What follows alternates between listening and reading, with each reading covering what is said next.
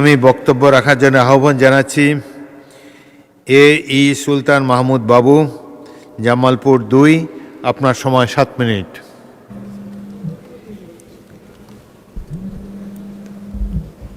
বিসমিল্লাহির রহমানির রহিম। মাননীয় স্পিকার, আসসালামু আলাইকুম। মাননীয় স্পিকার, আপনাকে ধন্যবাদ। নদী নালা খাল বিলে ভরপুর, এই নিয়ে ইসলামপুর। মাননীয় স্পিকার, গভীর শ্রদ্ধার সাথে স্মরণ করতে চাই স্বাধীনতার অমর ঘোষক, বহুদলীয় গণতন্ত্র প্রবক্তা, সার্কের স্বপ্নদ্রষ্টা, বাংলা রাখার রাজা শহীদ রাষ্ট্রপতি জিয়াউর রহমানের আত্মার মাগফিরাত কামনা করি। এই বীর উত্তম স্বাধীনতার গর্ব অহংকার আজকে স্বাধীনতা নিয়ে যার অবদান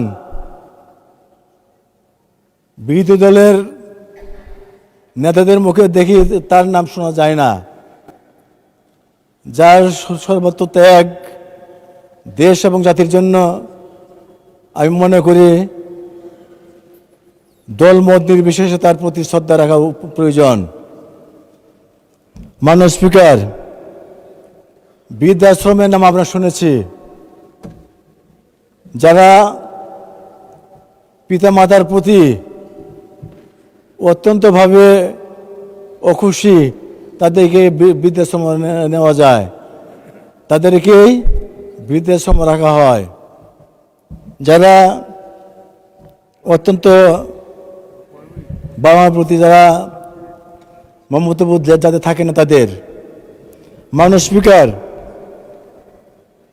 এখানে স্বাধীনতার 55 বছর পর একটি অতীত কথা এখানে তুলতে চাচ্ছি। শহীদ রাষ্ট্রপতি জিয়াউর রহমান 1977 সালে দিল্লি সফরে গেলে ভারতের সাবেক রাষ্ট্রপতি প্রয়াত সন্দীপ রাজ্যী ফলো করে বলেছিলেন, your position is already assured in the annals of the history of your country, who was the first to declare the independence of Bangladesh, and you are brave son of the great soil. তাই মনে করি স্বাধীনতা মানেই শহীদ জিয়া, স্বাধীনতার অপর নাম জিয়াউর রহমান। কাজেই এইখানে আমরা তাকে অত্যন্ত শ্রদ্ধার সাথে আমরা কথা বলতে চাই। বৈশ্বিক গণতন্ত্রের নেত্রী, দেশ নেত্রী, সাবেক 3 বারের প্রধানমন্ত্রী বেগম খালেদা জিয়া, যিনি আমাদেরকে কিভাবে বাঁচতে হয়, আন্দোলন সংগ্রাম কিভাবে করতে হয় উনি শিখিয়ে দিয়ে গিয়েছেন। উনি আজ আমাদের মাঝে নেই। এরশাদ সহ স্বৈরাচার হাসিনার 15 বছর, মোট 25 বছর উনি সংগ্রাম করেছেন গণতন্ত্রের জন্য। মানুষের যাতে ভাষা দিয়ে কথা বলতে পারে, অন্যায় অত্যাচার থেকে যাতে মানুষ বাঁচতে পারে, উনি জীবন দিয়ে গিয়েছেন। দেশনেত্রী, সাবেক 3 বারের প্রধানমন্ত্রী, সমস্ত বাংলাদেশের মানুষের মা, গণতন্ত্রের মা। নেত্রীর কথা মনে হলে চোখ দিয়ে পানি আসে। আমরা অত্যন্ত শ্রদ্ধার সাথে নেত্রীর আত্মার মাগফিরাত কামনা করতে চাই। আমরা আত্মার মাগফিরাত কামনা করতে চাই। ভেট নিয়ে বিগত দিনে স্বৈরাচারের সরকারের অনেক লোক সমালোচনা করেছিলেন, যেমনি সমালোচনা করেছিলেন খাল কাটা নিয়ে। আজকে ভেটের প্রয়োজন, দেশ এবং জাতি গঠনে খালের প্রয়োজন। আমি শ্রদ্ধা করতে চাই এবং তার দীর্ঘ জীবন কামনা করতে চাই জনাব তারেক রহমান সাহেব, আধুনিক বাংলাদেশের বিনির্মাণের আর্কিটেক্ট, তার দীর্ঘ জীবন কামনা করি। মাননীয় স্পিকার, আমার নির্বাচনী এলাকার মানুষ, ওই এলাকা যদি অতি ইতিহাস দেখা যায়, স্বাধীনতার পর থেকে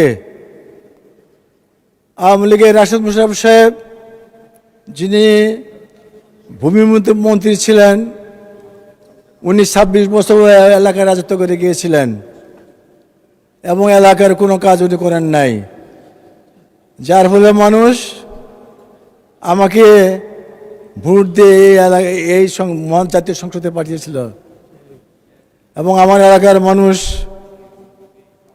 আমাকে এবং এই বিএনপিকে দলকে অত্যন্ত ভালোবাসে।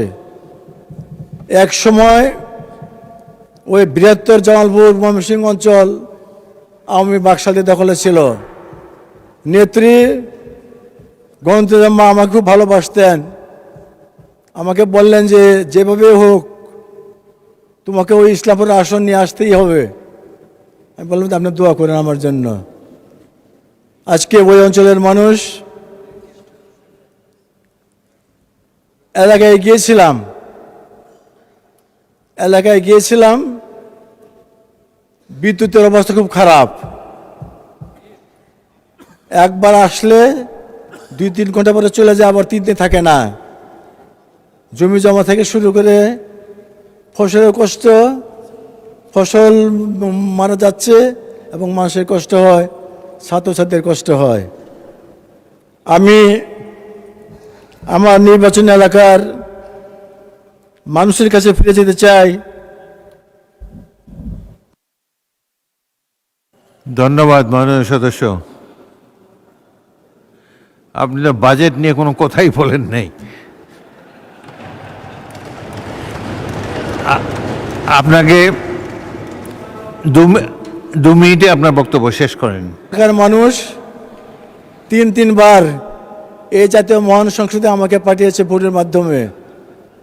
ওই এলাকার মানুষ উন্নয়ন চায়। ওই এলাকার মানুষের জন্য একাধিক ভিত্তিতে এবং পরবর্তী সময়ে যদি আমি সময় পাই, ওই এলাকার মানুষের বিভিন্ন সমস্যা নিয়ে আমি কথা বলবো। মাননীয় স্পিকার, আপনাকে ধন্যবাদ। আসসালামু আলাইকুম ওয়া রাহমাতুল্লাহি ওয়া বারাকাতুহু। পরবর্তী বক্তা জনাব মোহাম্মদ আমিরুল ইসলাম খান, সিরাজগঞ্জ 5।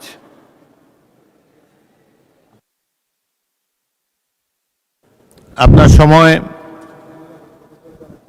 6 মিনিট। বিসমিল্লাহির রহমানির রহিম।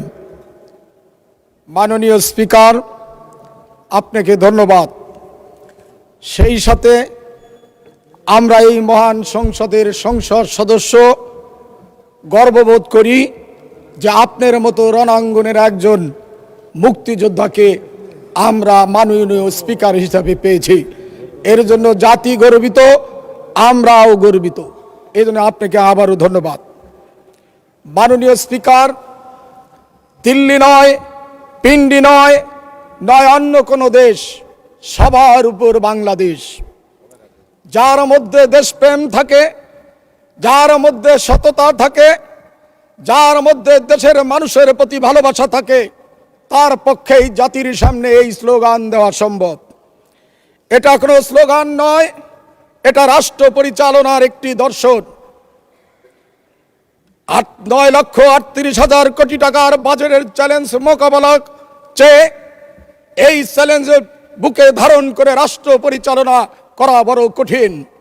তারপরেও মাননীয় প্রধানমন্ত্রী ইনি এই স্লোগান বুকে ধারণ করে বাংলাদেশকে এগিয়ে নেওয়ার যে চ্যালেঞ্জ ঘোষণা করেছেন, আমি মনে করি এই চ্যালেঞ্জ যিনি গ্রহণ করতে পারেন তার পক্ষে বাজেট মোকাবেলা করা ইনশাল্লাহ কোনো কঠিন হবে না।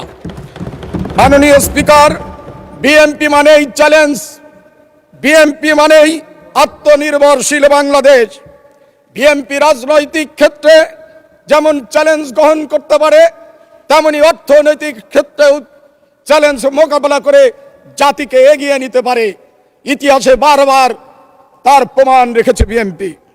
মাননীয় স্পিকার, আমাদের নেতা, আমাদের আদর্শের জনক শহীদ রাষ্ট্রপতি জিয়াউর রহমান যখন রাষ্ট্র ক্ষমতা দায়িত্ব গ্রহণ করেন, তখন শেখ মুজিবের লুটপাট আর দুর্ভিক্ষের উপর দাঁড়িয়ে তাকে অর্থনীতিকে এগিয়ে নিতে হয়েছে। মাননীয় স্পিকার, শেখ মুজিবের শাসনামলকে মার্কিন পররাষ্ট্রমন্ত্রী হেনরি কিসিঞ্জার তলাবিহীন ঝুড়ির সাথে তুলনা করেছিলেন। শুধু হেনরি কিসিঞ্জারই নয়, শেখ মুজিব নিজেও আক্ষেপ করে বলেছিলেন, মানুষ পায় সোনার খনি, আমি পেয়েছি চোরের খনি। আমি বিদেশ থেকে চা ভিক্ষা করে আনি, চাটার দল সব লুটে পুটে খেয়ে ফেলে। তিনি আরো বলেছিলেন, 7 কোটি মানুষের 7.5 কোটি কম্বল, আমার কম্বলটি কোথায়? মাননীয় স্পিকার, আমাদের নেতা শহীদ রাষ্ট্রপতি জিয়াউর রহমান রাষ্ট্র ক্ষমতায় অধিষ্ঠিত হয়ে সেই লুটপাট আর দুর্ভিক্ষের চ্যালেঞ্জ মোকাবেলা করে বাংলাদেশকে অর্থনৈতিকভাবে স্বয়ংসম্পূর্ণ করে তুলেছিলেন। মাননীয় স্পিকার, শুধু তাই নয়, পরবর্তীতে হুসেন মোহাম্মদ এরশাদের সামরিক শাসনের বিরুদ্ধে দীর্ঘ 9 বছর আন্দোলন সংগ্রাম করে এরশাদকে উৎখাত করে আমাদের মা, আমাদের নেত্রী বাংলাদেশের রাষ্ট্র ক্ষমতা হাত তুলে নিয়েছিলেন, দায়িত্ব নিয়েছিলেন। মাননীয় স্পিকার, এরশাদের লুটপাটের সময় 1990 সালে এরশাদ যে সর্বশেষ বাজেট দিয়েছিলেন, সেই বাজেট ছিল 87 ভাগ পর নির্ভরশীল এবং ডোনেশনের বাজেট। বেগম খালেদা জিয়া রাষ্ট্র ক্ষমতায় অধিষ্ঠিত হয়ে সেই প্রথমেই সেই বাজেটকে 50 ভাগ আত্মনির্ভরশীল বাজেট তিনি ঘোষণা করেছিলেন। মাননীয় স্পিকার, 1996 সালে শেখ হাসিনা রাষ্ট্র ক্ষমতায় এসে আবার লুটপাট শুরু করে এবং শেয়ার মার্কেট থেকে 96,000 কোটি টাকা লুটপাট করে বাংলাদেশের অর্থনীতির মেরুদণ্ড ভেঙে দিয়েছিলেন। কিন্তু 2001 সালে দেশনেত্রী বেগম খালেদা জিয়া আবার রাষ্ট্র ক্ষমতায় এসে বাংলাদেশের অর্থনীতির চাকাকে সচল করেছিলেন। সেই দিন বেগম খালেদা জিয়ার অর্থনীতির সফলতায় কে বিশ্ব অর্থনীতিবিদ এবং বিশ্লেষকরা এবং বিশ্বের বিভিন্ন সংস্থা বেগম খালেদা জিয়ার অর্থনৈতিক সফলতাকে দক্ষিণ এশিয়ার ইমার্জিং টাইগার হিসেবে তুলনা করেছিলেন। তেমনিভাবে আজ আমাদের নেতা জনাব তারেক রহমান এবং তার সুযোগ্য অর্থমন্ত্রী আমির খসরুদ মাহমুদ চৌধুরী যে প্রেক্ষাপটে জাতির সামনে এই বাজেট উপস্থাপন করেছেন, আমি মনে করি এই বাজেট চ্যালেঞ্জের বাজেট। তারপরেও যে চ্যালেঞ্জ ওনারা ঘোষণা করেছেন, আমরা মনে করি বিএনপি এবং এই সরকার অবশ্যই এই চ্যালেঞ্জ মোকাবেলা করে সফলতা আনবেই। মাননীয় স্পিকার, ফ্যাসিস্ট শেখ হাসিনা পালিয়ে যাওয়ার পূর্বে অর্থনীতির যে করুণ চিত্র রেখে গেছেন, তার সামান্য চিত্র আমি জাতির সামনে তুলে ধরতে চাই। 500 টাকার বালিশ যখন 80,000 টাকায় ক্রয় করা হয়েছে, 30,000 কোটি টাকায় 2400 মেগাওয়াট বিদ্যুতের পারমাণবিক বিদ্যুৎ নির্মাণ করা সম্ভব। সেই 30,000 কোটি টাকার প্রকল্প 1,00,000 কোটি টাকা গ্রহণ করে লক্ষ লক্ষ হাজার হাজার কোটি টাকা কমিশন বাণিজ্য করে বিদেশে পাচার করে কানাডায় বেগম পাড়া তৈরি করেছে। শুধু তাই নয়, ওই সরকারের একজন দরবেশ ছিলেন, যে দরবেশ বাবা তিনি নামে বেনামে বিভিন্ন প্রতিষ্ঠানের নামে লোন দিয়ে 6,40,000 কোটি টাকার ঋণের বোঝা আমাদের ঘাড়ে চাপিয়ে দিয়েছেন। মাননীয় তৎকালীন ফ্যাসিস্ট প্রধানমন্ত্রী তার বাবাকে স্মরণীয় করার রাখার জন্য অপ্রয়োজনীয় কর্ণফুলী টানেল প্রতিস্থাপন করে জাতির ঘাড়ে ঋণের বোঝা চাপিয়ে দিয়ে গেছেন। শুধু ধন্যবাদ মাননীয় সদস্য।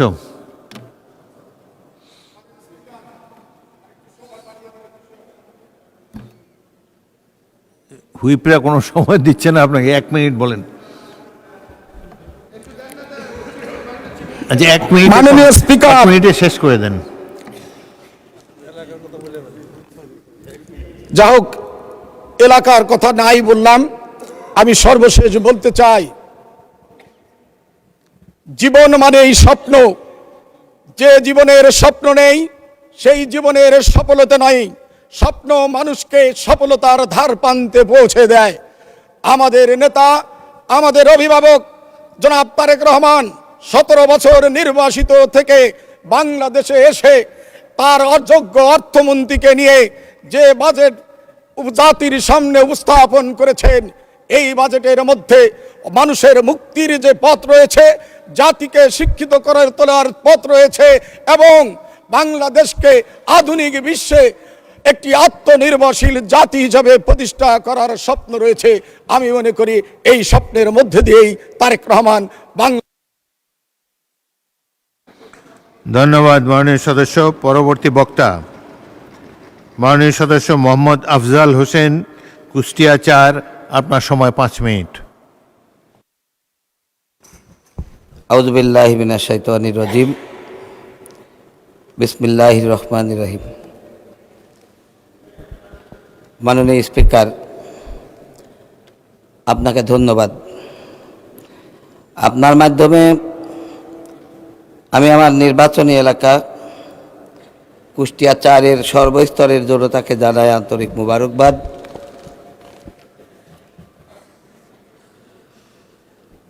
মাননীয় স্পিকার, 2026-27 অর্থ বছরের যে বাজেট পেশ করা হয়েছে, এই বাজেটের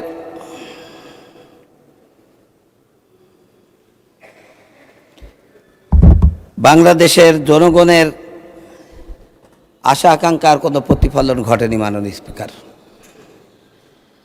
শিক্ষা খাতে যে বাজেট দেওয়া হয়েছে সেখানে প্রাথমিক ও গণশিক্ষা এবং মাধ্যমিক ও উচ্চ মাধ্যমিকে যে বাজেট দেওয়া হয়েছে আমরা সেখানে লক্ষ্য করেছি, সেখানে মাদ্রাসা শিক্ষার এবং কারিগরি শিক্ষার জন্য সর্বনিম্ন বাজেট দেওয়া হয়েছে। কিন্তু দুঃখের বিষয়, আমাদের দেশ নৈতিক মানুষের চরম অভাব। আমাদের দেশের মাদকাসক্তের সংখ্যা বৃদ্ধি পাচ্ছে। নৈতিক মানুষ তৈরি করতে না পারার কারণে আমাদের যুব সমাজ মাদকাসক্তের দিকে এগিয়ে যাচ্ছে।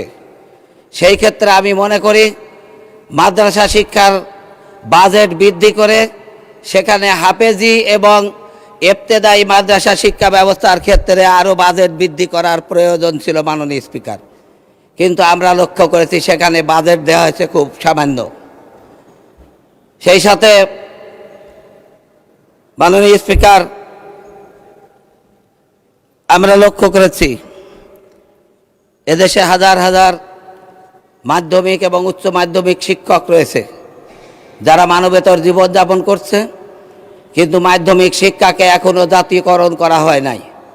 মাননীয় স্পিকার, এ ব্যাপারে বাজেটে কোনো স্পষ্ট ধারণাও দেওয়া হয় নাই। এজন্য আমি আপনার মাধ্যমে মাননীয় প্রধানমন্ত্রীর কাছে বিনীতভাবে অনুরোধ জানাতে চাই যে বাংলাদেশের মাধ্যমিক এবং গণশিক্ষার মাধ্যমিক এবং উচ্চশিক্ষার কে জাতীয়করণ করার জন্য আমি বিনীতভাবে অনুরোধ জানাচ্ছি মাননীয় স্পিকার। মাননীয় স্পিকার, সেই সাথে আমাদের দেশের যদি ছোট ছোট বাচ্চাদেরকে আদর্শ মানুষ হিসাবে গড়ে তোলা যায়, তাহলে আগামীর বাংলাদেশ মাদক মুক্ত বাংলাদেশ হবে বলে আমি মনে করি। এজন্য বাংলাদেশের প্রতিটা মসজিদ থেকে যদি আমাদের শিশুদেরকে ধর্মীয় শিক্ষার, প্রতিটা ধর্মীয় শিক্ষা প্রতিষ্ঠান থেকে, মসজিদ মন্দির গির্জা থেকে যার যার ধর্মের শিশুদেরকে যদি তাদেরকে ধর্মীয় শিক্ষায় শিক্ষিত করা যেত, তাহলে আমাদের দেশের একদল আদর্শ এবং নৈতিক মানুষ তৈরি করা সম্ভব হতো। এজন্য আপনার মাধ্যমে আমি মাননীয় মন্ত্রী মহোদয়কে অনুরোধ জানাতে চাই, প্রতিটা মসজিদ থেকে, প্রতিটা ধর্ম শিক্ষা থেকে ছোট ছোট বাচ্চাদেরকে ধর্মীয় শিক্ষায় বড় করার ব্যবস্থা করা হোক, সেখানে গণশিক্ষার ব্যবস্থা করা হোক। মাননীয় স্পিকার, মাননীয় স্পিকার, ইবতেদায়ী শিক্ষা ব্যবস্থাকে এখনো জাতীয়করণ করা হয় নাই। আমি যেখানে প্রাথমিক শিক্ষা, বেসরকারি প্রাথমিক সকল প্রতিষ্ঠানকে সরকারিকরণ করা হয়েছে, কিন্তু ইবতেদায়ী মাদ্রাসাগুলোকে সরকারিকরণ করা হয় নাই। আমি আপনার মাধ্যমে দাবি জানাতে চাই, ইবতেদায়ী শিক্ষাকে জাতীয়করণ করে সেখান থেকে আদর্শ মানুষ তৈরি করার একটা ব্যবস্থা করা হোক। মাননীয় স্পিকার, সেই সাথে আমি আপনার কাছে আবেদন জানাতে চাই, আমার নির্বাচনী এলাকা কুষ্টিয়া 4, সেখানে কয়েকটা কলেজ সরকারিকরণ করা হয়েছে।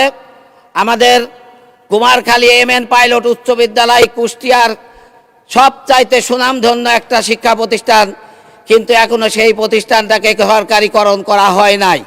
আমি আপনার মাধ্যমে মাননীয় শিক্ষামন্ত্রী মহোদয় সহ প্রধানমন্ত্রীকে অনুরোধ জানাতে চাই, আমার MN হাই স্কুলকে। ধন্যবাদ মাননীয় সদস্য। আচ্ছা, 1 মিনিটে শেষ করুন। মাননীয় স্পিকার, আমার কুমারখালী খুকসা একটি বাণিজ্যিক এলাকা, সেখানকার অবকাঠামোর উন্নয়নে চরম আমরা পিছিয়ে আছি। সেই সাথে রাজবাড়ী কুষ্টিয়া যে আঞ্চলিক মহাসড়কটি আছে, এই মহাসড়ক ব্যাপক যানজট এবং সেখানে প্রতিনিয়ত দুর্ঘটনায় মানুষ নিহত হচ্ছে। কুমারখালীর তরুণ মোড় দিয়ে পাংশা হয়ে গোয়ালন্দ পর্যন্ত একটা সড়ক তৈরি করা যায়, এখানে মানুষের যাতায়াতের ব্যবস্থা আছে। এই সড়কটা যদি আঞ্চলিক মহাসড়ক হিসাবে বানানো যায় তাহলে এই রকম দুর্ঘটনা থেকে এলাকা মুক্তি পাবে। সেই সাথে তরুণ মোড় থেকে শৈলকুপা পর্যন্ত একটা রাস্তা তৈরি করা যায়। আমি মাননীয় আইনমন্ত্রীকেও বিষয়টি অবহিত করেছি। আপনার কাছে দাবি, এই রাস্তা দুটি তৈরি করলে খুকসা কুমারখালীর জনগণের। ধন্যবাদ। পরবর্তী বক্তা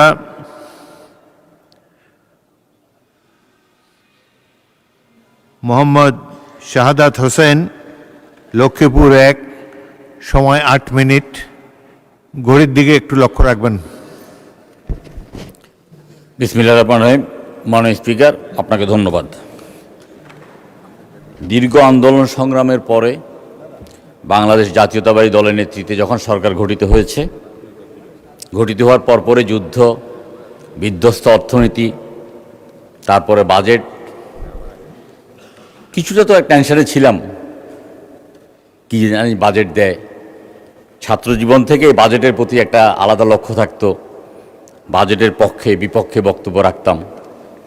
কিন্তু মাননীয় অর্থমন্ত্রী এমন একটা জাদুর বাজেট দিয়েছেন যে সেখানে বিপক্ষে বলার কিছু নাই, একটি শব্দ খুঁজে পাই না বিপক্ষে বলার জন্য। শুধুমাত্র হয়তো বিড়িখোরদের মনের মধ্যে একটু কষ্ট ছাড়া আর কেউ কিন্তু এই বাজেটকে প্রত্যাখ্যান করে নাই, বাজেটের সমালোচনা করে নাই। একটা বাজেট দেওয়ার পরে আমরা দেখি যে প্রতিনিয়ত প্রেস ক্লাবে প্রতিদিন 1টা 2টা 3টা 4টা সাংবাদিক সম্মেলন করে বিভিন্ন পেশাজীবীরা, বিভিন্ন বাণিজ্যিক প্রতিষ্ঠান, পত্রপত্রিকা বিশাল বিজ্ঞাপন দেয় বাজেটের অসঙ্গতি নিয়ে। এইবার পত্রপত্রিকায় কোনো বাণিজ্যিক প্রতিষ্ঠান বক্তব্য রাখেননি, কোনো পেশাজীবীরা সাংবাদিক সম্মেলন করেননি। অত্যন্ত চমৎকার একটা বাজেট দিয়েছেন। এই বাজেটের বিরুদ্ধে বক্তব্য কি? এটা স্বপ্নবাজের বাজেট, এটা স্বপ্নের বাজেট। এটা তো স্বপ্নের বাজেট হবে। আমরা স্বপ্ন দেখেছি সংসদ সদস্য হব, সেই কারণে আজকে এখানে অনেক আঘাত প্রতিকূলতা রাজনৈতিকভাবে মোকাবেলা করে আজকে সংসদ সদস্য হিসেবে বক্তব্য রেখেছি, স্বপ্ন দেখেছি বলেই। আর এই স্বপ্নবাজ বাজেট জনাব তারেক রহমান, আমাদের মাননীয় প্রধানমন্ত্রী, জনাব অর্থমন্ত্রী জনাব আমির খসরু মাহমুদ চৌধুরীর নেতৃত্বে, টিম তারেকের নেতৃত্বে আমরা ইনশাআল্লাহ এই বাজেট বাস্তবায়ন করব। মাননীয় স্পিকার, এই বাজেটে উৎসে যে আয়কর, এই উৎসে আয়কর কর্তন করতো 5%, এটা একটা রাষ্ট্রীয় সন্ত্রাস, এটাকে বন্ধ করেছেন। মাননীয় অর্থমন্ত্রীকে ধন্যবাদ জানাই। মাননীয় স্পিকার, শুধুমাত্র যদি বিগত সরকার কোনো একটি প্রকল্প যথাসময় শুরু করে নাই, যথাসময় শেষ করে নাই, প্রতিটি প্রকল্পে 5-10 গুণ পর্যন্ত অর্থ বৃদ্ধি করেছে, 5 বার 10 বার পর্যন্ত সময় বৃদ্ধি করেছে। শুধুমাত্র যদি প্রকল্প প্রণয়নে বাজেটটা ঠিক রাখে, ওই পর্দা এবং বালিশের কেলেঙ্কারি না করে এবং যথাসময়ে যদি আপনার প্রকল্প বাস্তবায়ন হয় তাহলে এই বাজেট বাস্তবায়ন করা অসম্ভব কোনো কিছু নয়। মাননীয় স্পিকার, আমাদের মাননীয় প্রধানমন্ত্রী অত্যন্ত মিতব্যয়ী, অপচয় পছন্দ করে না। আমরা 7 সমুদ্র 13 নদী পাড়ে দিয়ে যখন ওনার কাছে যেতাম উনি একটা রং চা খাওয়াতেন আমাদেরকে, কখনো কখনো একটা চিপস 3-4 জনে ভাগ করে খেতাম। এখন দেখছি মাননীয় প্রধানমন্ত্রী তার খাদ্যের বাজেট 150 টাকা। এটা অবশ্যই গ্রহণযোগ্য, অপচয়কারী শয়তানের ভাই। কিন্তু মাননীয় স্পিকার, আমাদের এই বাংলাদেশে বিয়ে অনুষ্ঠানের নামে বিত্ত বৈভবের যে অশ্লীল প্রদর্শনী, এটাকে বন্ধ করতে হবে। মাননীয় স্পিকার, 7 দিন 8 দিন 10 দিন 1 মাস আগে থেকে ক্যারিওগ্রাফার দিয়ে নৃত্য করে আপনার এই গায়ে হলুদ অনুষ্ঠানে, এটা ধর্মের সাথে সাংঘর্ষিক। মাননীয় স্পিকার, এটাকে বন্ধ করতে হবে। অতীতে যে অতিথি নিয়ন্ত্রণ আইন ছিল, এই আইনটাকে কার্যকর করতে হবে। আপনি দেখবেন মাননীয় স্পিকার, যদি অতিথি নিয়ন্ত্রণ আইনটাকে কার্যকর করা যায়, যদি আমরা ধর্মীয় অনুশাসন মেনে চলি, তাহলে মুদ্রাস্ফীতির পরিমাণ কমে আসবে। একদিনে বাজারে নিত্য প্রয়োজনীয় দ্রব্যের দাম অন্তত 10% কমে আসবে। মাননীয় স্পিকার, অর্থমন্ত্রী মহোদয় রেকর্ড করেছেন 6 ঘন্টা এক নাগারে বক্তব্য দিয়ে। এই বাজেটের উপর মাত্র এই কয়েক মিনিট কথা বলে আমরা আমাদের তৃপ্তি পাচ্ছি না বা কথা বলতে পারছি না। এই যে লোকসানি প্রতিষ্ঠানগুলো আর না টেনে, লোকসানি প্রতিষ্ঠানগুলো পিপিপির ভিত্তিতে অথবা অন্য যে কোনোভাবে হোক, সেটা সরকার যদি সেখান থেকে দায় মুক্ত হয়, সেটা আমাদের জাতির জন্য অত্যন্ত একটা ইতিবাচক দিক হবে। মাননীয় স্পিকার, আজকে মাদকে সারা দেশ ছেড়ে গেছে। যখনই আমরা পুলিশের কথা বলি তখনই কিন্তু পুলিশ বলে যে তাদের গাড়ি নাই, তাদের কোনো যাতায়াতের ব্যবস্থা নাই। স্বরাষ্ট্র মন্ত্রণালয়ের বাজেটটাকে আর একটু বৃদ্ধি করতে হবে। বৃদ্ধি করার প্রেক্ষিতে আমরা একটা মাদক মুক্ত সমাজ আমরা করতে চাই। মাননীয় স্পিকার, অর্থমন্ত্রী মহোদয়কে ধন্যবাদ জানাই। তিনি বন্দরের যে বেসরকারি টার্মিনাল অপারেটর বিষয়ক একটি নীতিমালা প্রণয়নের কথা বলেছেন। আমাদের একটা নীতিমালার প্রয়োজন।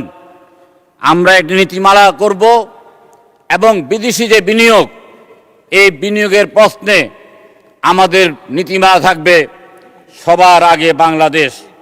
মাননীয় স্পিকার, আপনাকে আরেকটি বিষয় বলি। মাননীয় স্পিকার, এই বিষয় নিয়ে আলোচনা হয়েছে। ঠিকাদাররা সব পালিয়ে গেছে, আমাদের উন্নয়নের কাজ স্থবির হয়ে গেছে। ইপিজি নামক অভিশাপ থেকে আমাদেরকে মুক্ত করতে হবে, তা না হলে আমরা কোনো উন্নয়ন করতে পারবো না।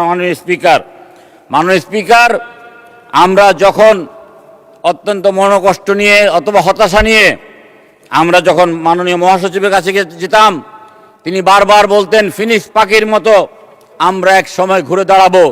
তিনি বলতেন, ওরে বিহঙ্গ মোর এখনই অন্ধ, বন্ধ করো না পাখা।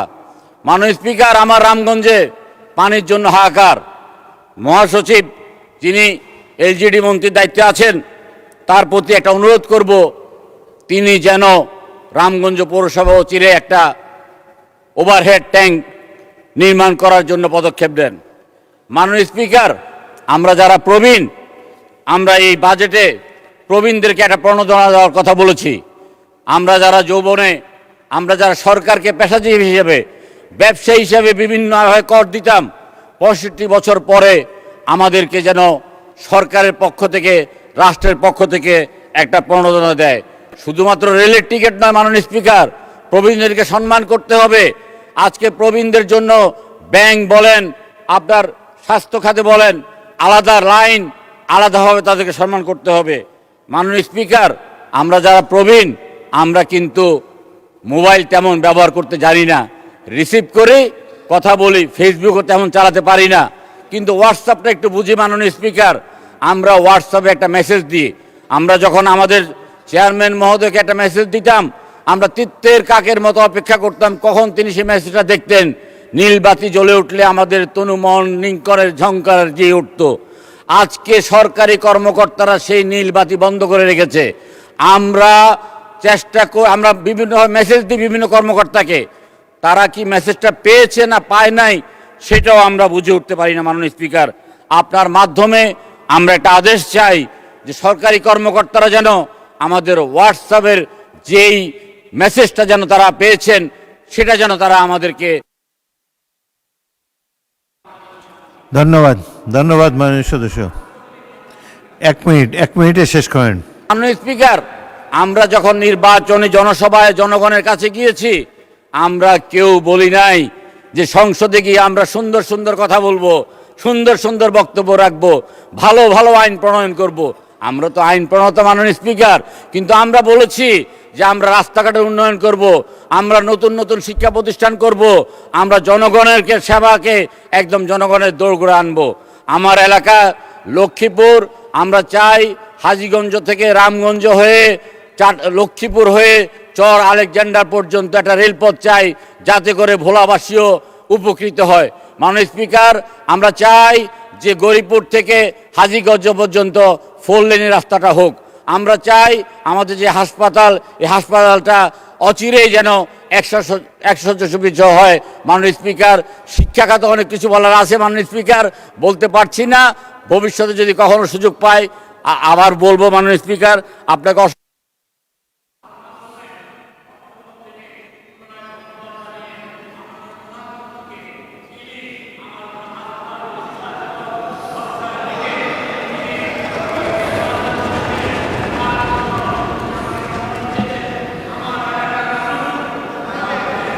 ধন্যবাদ।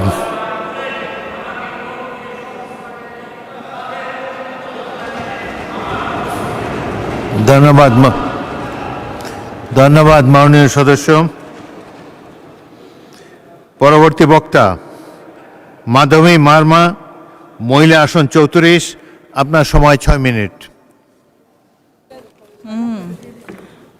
ধন্যবাদ মাননীয় স্পিকার। প্রথমেই ধন্যবাদ জানাই গণপ্রজাতন্ত্রী বাংলাদেশ সরকারের প্রধানমন্ত্রী জনাব তারেক রহমানকে, এবং একই সাথে ধন্যবাদ জানাই আমি মহাসচিব মির্জা ফখরুল ইসলাম আলমগীরকে। বিশেষভাবে ধন্যবাদ জানাবো যারা স্ট্যান্ডিং কমিটিতে ছিলেন, যারা আমাকে এই মহান সংসদে আসার সুযোগ করে দিয়েছেন। সবাইকে অসংখ্য ধন্যবাদ। মাননীয় স্পিকার, আজকের বাজেট আলোচনায় বিশেষভাবে ধন্যবাদ জানাবো মাননীয় অর্থমন্ত্রী আমির খসরু মাহমুদ চৌধুরীকে এমন একটি বাস্তব সম্মত জনকল্যাণমুখী এবং সাহসী বাজেট পেশ করার জন্য। এবারের বাজেটের কিছু ইতিবাচক দিক আছে যেটি খুবই গুরুত্বপূর্ণ। তার মধ্যে হলো মুদ্রাস্ফীতির লাগাম টেনে ধরা, শিক্ষা ও স্বাস্থ্য খাতকে সর্বোচ্চ গুরুত্ব দেওয়া এবং 60টি পণ্যের উপর শুল্ক হ্রাস করা হয়েছে, যেটা জনসাধারণের জন্য স্বস্তিদায়ক বলে মনে করছি। এবং সর্বশেষ যেটি আছে সেটা হচ্ছে গিয়ে মানব সম্পদকে কাজে লাগিয়ে বাংলাদেশকে একটি দক্ষ জনশক্তি রাষ্ট্রে রূপান্তর করার যে উদ্যোগ, সেটি খুবই প্রশংসনীয় বলে মনে করছি।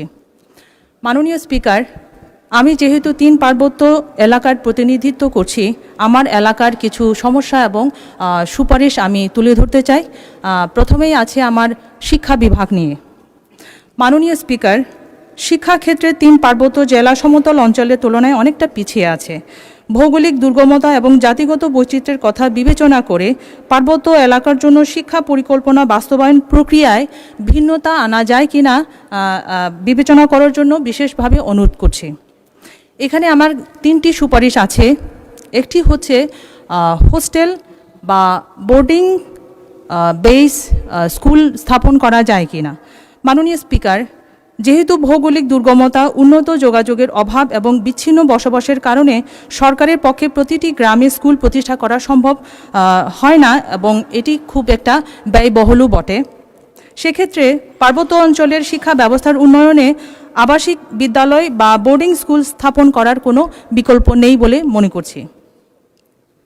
এখানে উল্লেখ্য যে বান্দরবনের পিছিয়ে পড়া ম্রো জনগোষ্ঠীর শিক্ষার উন্নয়নে শহীদ রাষ্ট্রপতি জিয়াউর রহমান 1980 সালে বান্দরবন সোয়ালক ইউনিয়নে ম্রো আবাসিক বিদ্যালয় স্থাপন করেছিলেন এবং এই ম্রো আবাসিক বিদ্যালয় থেকে ম্রো এবং খুমি জনগোষ্ঠীর শিক্ষার্থীরা বর্তমানে উচ্চশিক্ষিত হয়ে মূল স্রোতধারার সাথে যুক্ত হয়ে দেশের উন্নয়ন এবং অগ্রযাত্রার অনন্য অবদান রাখছে।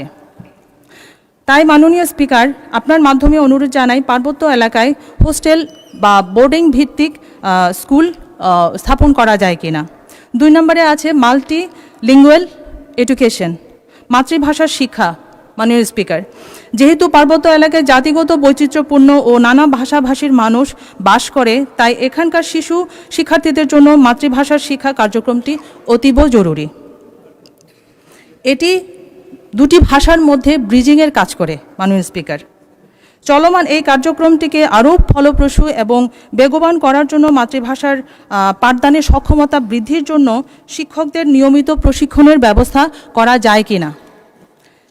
3 নম্বর, ডিস্টেন্স লার্নিং স্কুল, দূর শিক্ষণ শিক্ষা। মাননীয় স্পিকার, বেসরকারি পর্যায়ে দুর্গমতার কথা বিবেচনা করে অনলাইন স্কুল চলছে এবং এটি পার্বত্য এলাকায় ইদানিং বেশ জনপ্রিয়তাও পাচ্ছে।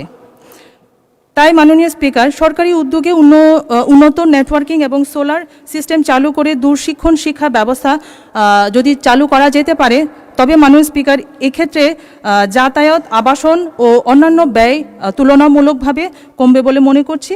শিক্ষার্থীর ঝরে পড়ার হার কমবে, শিক্ষক সংকট হ্রাস পাবে, প্রযুক্তিগত দক্ষতা বৃদ্ধি পাবে, শিক্ষার্থীরা নিজস্ব গতিতে প্রয়োজনে বারবার দেখে এবং অনুশীলন করতে পারবে, শিক্ষার গুণগত মানও বৃদ্ধি পাবে বলে মনে করছি। এবার যেটা আছে পার্বত্য চট্টগ্রামে, সেটি হচ্ছে কি যুব ও ক্রীড়া মন্ত্রণালয় ইতিমধ্যে নতুন করে ক্রীড়া কর্মসূচি 64 জেলায় স্পোর্টস ভিলেজ প্রতিষ্ঠা সহ নানা পরিকল্পনা নিয়েছে, যা প্রশংসার দাবি রাখে। মাননীয় স্পিকার, পার্বত্য অঞ্চলের যুব সমাজ বরাবরই খেলাধুলার প্রতি আগ্রহের প্রমাণ দেখিয়ে আসছে। Football player Rituparna, international boxer সুরা কৃষ্ণা, জুডো কারাতে তারকা জৌফ্রু, উদীয়মান টেবিল টেনিস তারকা কৈকই সাই সহ আরও অনেক জাতীয় ও আন্তর্জাতিক পর্যায়ের খেলোয়াড় পার্বত্য চট্টগ্রামে আছে। পার্বত্য চট্টগ্রামের এই সম্ভাবনায় খাতকে আরও সমৃদ্ধ করার জন্য কিছু পদক্ষেপ নেওয়া প্রয়োজন বলে আমি মনে করছি। সুপারিশগুলো হলো ইউনিয়ন, উপজেলা এবং জেলা পর্যায়ে নানা রকম ইভেন্ট রাখা সহ 3 মাস, 6 মাস বা 1 বছর মেয়াদি প্রশিক্ষণের ব্যবস্থা রাখা যায় কিনা। নারীদের জন্য প্রশিক্ষণ এবং ক্যাম্পে অবস্থানকালীন সময়ে নারী বান্ধব সুব্যবস্থা নিশ্চিত করা যায় কিনা। এবং সর্বোপরি পার্বত্য চট্টগ্রামে অ্যানুয়াল হিল স্পোর্টস ফেস্টিভ্যাল এর আয়োজন করা যায় কিনা। এই ধরনের ফেস্টিভ্যাল যদি আমরা বছরে একবার যদি আয়োজন করতে পারি সরকারি উদ্যোগে, তাহলে সেই ফেস্টিভ্যালটাকে কেন্দ্র করে সামনে রেখে। মাননীয় সদস্য, ধন্যবাদ। আচ্ছা, 1 মিনিটে সাম আপ করুন। সমস্যা নেই। থ্যাংক ইউ মাননীয় স্পিকার। এই ফেস্টিভ্যালটাকে কেন্দ্র করে সারা বছরই ছোটোখাটো প্রশিক্ষণ চলতে থাকবে এবং নিজেদের মধ্যে করে এই অনুশীলনগুলো চলতে থাকবে মাননীয় স্পিকার, যেটি খুবই ক্রীড়াবিদদের জন্য এটা খুবই একটা বড় একটা সুযোগ বলে আমি মনে করছি। মাননীয় স্পিকার, পার্বত্য এলাকার এই সম্ভাবনাময় এবং প্রয়োজনীয়তার কথা বিবেচনা করে পার্বত্য চট্টগ্রামে বরাদ্দ বাড়িয়ে দেওয়া যায় কিনা মাননীয় স্পিকার আপনার মাধ্যমে মাননীয় অর্থমন্ত্রীকে আমি নিবেদন করছি। ধন্যবাদ মাননীয় স্পিকার। ধন্যবাদ মাননীয় সদস্য। পরবর্তী বক্তা মোহাম্মদ মাহবুবুর রহমান বেলাল, রংপুর 3, সময় 5 মিনিট। আসসালামু আলাইকুম রহমতুল্লাহ। বিসমিল্লাহির রহমানির রহিম। মাননীয় স্পিকার, আপনাকে অসংখ্য ধন্যবাদ। আমি সর্বপ্রথম মহান আল্লাহর প্রশংসা করছি এবং সাথে সাথে আমার রংপুর 3 আসনের সম্মানিত সকল ভোটারদের আন্তরিক শুভেচ্ছা জানাচ্ছি, যাদের বিপুল রায়ে আমি আজ এই মহান সংসদে বাজেটের উপর কথা বলছি। মাননীয় স্পিকার, বাজেটকে অনেকেই উচ্চাভিলাষী বলেছেন। তার প্রেক্ষিতে আমাদের সরকার দলীয় মাননীয় কয়েকজন সদস্য বলেছেন এটা স্বপ্ন পূরণের বাজেট, স্বপ্নবাজদের বাজেট। স্বপ্ন দেখা ভালো, তবে যে স্বপ্ন অলিক স্বপ্ন বা দিবা স্বপ্ন বা স্বপ্ন বিলাস, এটা মনে হয় ভালো নয়, এটা ফলাফলও ভালো হয় না। আমার মনে হয় এই বাজেটে যে লক্ষ্যমাত্রাগুলো ধরা হয়েছে অনেকগুলোই আমাদের স্বপ্ন বিলাস। যেমন আমাদের মোট রাজস্ব আয় ধরা হয়েছে 6,95,000 কোটি টাকা, এবং এর মধ্যে এনবিআরকে রাজস্ব আয় দেওয়া হয়েছে টার্গেট 6,04,000 কোটি টাকা। অথচ এটা আমাদের রাজস্ব আয়ের 86.9%। কিন্তু আমরা দেখছি বিগত অর্থ বছরে এপ্রিল মাস পর্যন্ত রাজস্ব আয় করেছে এনবিআর মাত্র 3,26,000 কোটি টাকা। তা 3 লাখ থেকে 6,04,000 কোটি টাকা আদায় করা কীভাবে সম্ভব? এটা মোটেও বাস্তবসম্মত বলে হয়েছে মনে হয় না। এখানে ঘাটতি হবে। এমনিতে আমরা এই বাজেটে 2,43,000 কোটি টাকা ঘাটতি ধরা হয়েছে। এই ঘাটতি এবং এনবিআরের অনাদায়ী ঘাটতি মিলে এইটা ওইগুলা কোত্থেকে আসবে? আসার জন্য দুটো পথ, একটা হলো নতুন টাকা ছাপানো। নতুন টাকা যদি ছাপানো হয়, অর্থ ছাপানো হয়, তাহলে এটা মানি সাপ্লাই বাড়বে এবং অর্থনীতির খুব মৌলিক সূত্র অনুযায়ী যখন মানি সাপ্লাই বাড়ে সম্পদের তুলনায়, উৎপাদনের তুলনায়, তখন মুদ্রাস্ফীতি বা ইনফ্লেশন অবধারিত। মুদ্রাস্ফীতি হলে দামের স্তর বাড়বে, সমস্ত দ্রব্যের মূল্য বাড়বে এবং জনগণের কষ্ট হবে। মাননীয় স্পিকার, তাই এই বাজেট এটা এই লক্ষ্যটা টার্গেটটা অবাস্তব হয়েছে বলে আমি মনে করি। আমাদের সক্ষমতা কম। আমাদের বাজেটের জন্য অনুকূল পরিবেশ দরকার মাননীয় স্পিকার, কিন্তু আমাদের সমাজে কি দেখছি আমরা? গতকালকেও নারায়ণগঞ্জে একজন এমপির পুত্র ধরা পড়ছে এই চাঁদাবাজি করতে গিয়ে। আমাদের 100 দিনে 150টা খুন হয়েছে মাননীয় স্পিকার। পরশু দিনও গাইবান্ধায় ছাত্র শিবির একজন তাকে খুন করা হয়েছে জবাই করে, দিনে দুপুরে। তার কোনো বিচার হয় না, তার আসামি ধরা পড়ে না। ধর্ষণ হয়েছে 100, যার মধ্যে রামিসার মতো নাবালিকা মেয়েছে 39 জন। মাননীয় স্পিকার, এই যদি হয় মাদকের অবস্থা, খুন ধর্ষণ চলে, আইন শৃঙ্খলা পরিস্থিতি অবনতি হয়, তাহলে এই বাজেট কোনোভাবেই বাস্তবায়ন করা সম্ভব হবে না। মাননীয় স্পিকার, আমাদের সার্বভৌমত্বের উপর শকুনের দৃষ্টি পড়েছে। আজকে আধিপত্যবাদী শক্তির পক্ষ থেকে আজকে দম্ভ করা হচ্ছে, বাংলাদেশ দখল করা হবে, রংপুর দখল করা হবে, ফেনী দিয়ে চট্টগ্রাম দখল করা হবে এবং তারা দখল করে এটা নাকি তাদের অন্তর্ভুক্ত করবে। এই হুমকির মুখে আমি মনে করি আমাদের প্রতিরক্ষা বাজেট 3.8% রাখা হয়েছে, এটা যথেষ্ট নয়। আমি মনে করি এটা 4.5% হওয়া উচিত। তাহলে প্রতিরক্ষার সামর্থ্য যদি আমার অর্জিত হয়, তাহলে আধিপত্যবাদী চোখ রাঙানি আমাদের দিকে তাকাবে না। আমরা আধিপত্যবাদী শক্তি প্রভাব করি না। আমি মনে করি সরকারের ব্যাপারে দৃঢ় অবস্থান নেওয়া দরকার। এ ব্যাপারে তাদের হুমকির ব্যাপারে তীব্র প্রতিবাদ এবং নিন্দা করা দরকার, যেটা আমরা দেখছি না। মাননীয় স্পিকার, আমরা মনে করি যে এই বাজেট যে বাস্তবায়ন হবে, তার মধ্যে প্রধান একটা অন্তরায় রয়েছে। মাননীয় স্পিকার, আপনি জানেন যে আমরা 12 ফেব্রুয়ারি 2টি ভোট আমরা দিয়েছিল জনগণ। এটি ছিল এমপি নির্বাচনের ভোট, আর ছিল গণভোট। গণভোটের রায় সংস্কার প্রস্তাব এখনও মানা হয় নাই, বরং আমরা জনগণের আশা হচ্ছে গণভোটের আলোকে ভোট বিজয়ী হয়েছে 70%, এজন্য সংস্কার হবে। সংস্কার না হয়ে বলা হচ্ছে যে আমরা গণভোটের রায় মানতে বাধ্য নই।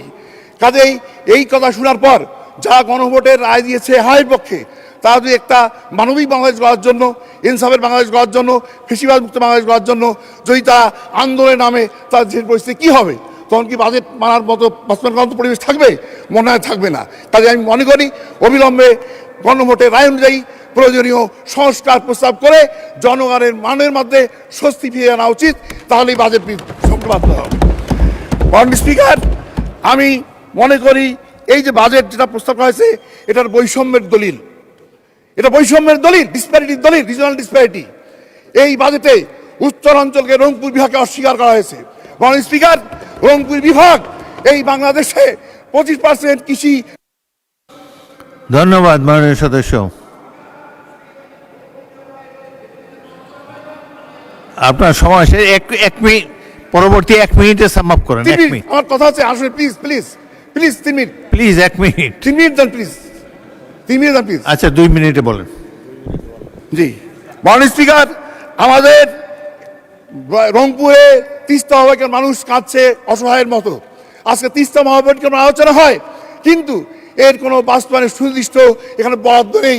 এই বরাদ্দ দিয়ে অবিলম্বে তিস্তা মহাপরিকর বাস্তবায়ন করার জন্য আমি দাবি জানাচ্ছি। আমাদের সিটি কর্পোরেশন একটি দ্বিতীয় বৃহত্তম বাংলাদেশের সেই সিটি কর্পোরেশনে 1 টাকাও এখানে বরাদ্দ দেওয়া হয় নাই। এটা বৈষম্য ছাড়া কিছুই নয়। মনে রাখবেন, এই রংপুর আবু সাঈদের রংপুর, যে আবু সাঈদের আত্মদানের কারণে আজকে আমরা এখানে সংসদ সদস্য হতে পেরেছি, আপনি স্পিকার চেয়ারে বসতে পেরেছেন। সেই রংপুরকে অস্বীকার করলে রংপুরের মানুষ তা মেনে নেবে না, আমরা মানতে পারি না। রংপুর যদি মনে করে যে তার ন্যায্য অধিকার দীর্ঘদিন বঞ্চিত হচ্ছে, তা রংপুরের মানুষ আর বসে থাকবে না, তা আন্দোলন করবে তাদের ন্যায্য অধিকার আদায়ের জন্য, এবং সেই আন্দোলনে তা অবশ্যই বিজয়ী হবে।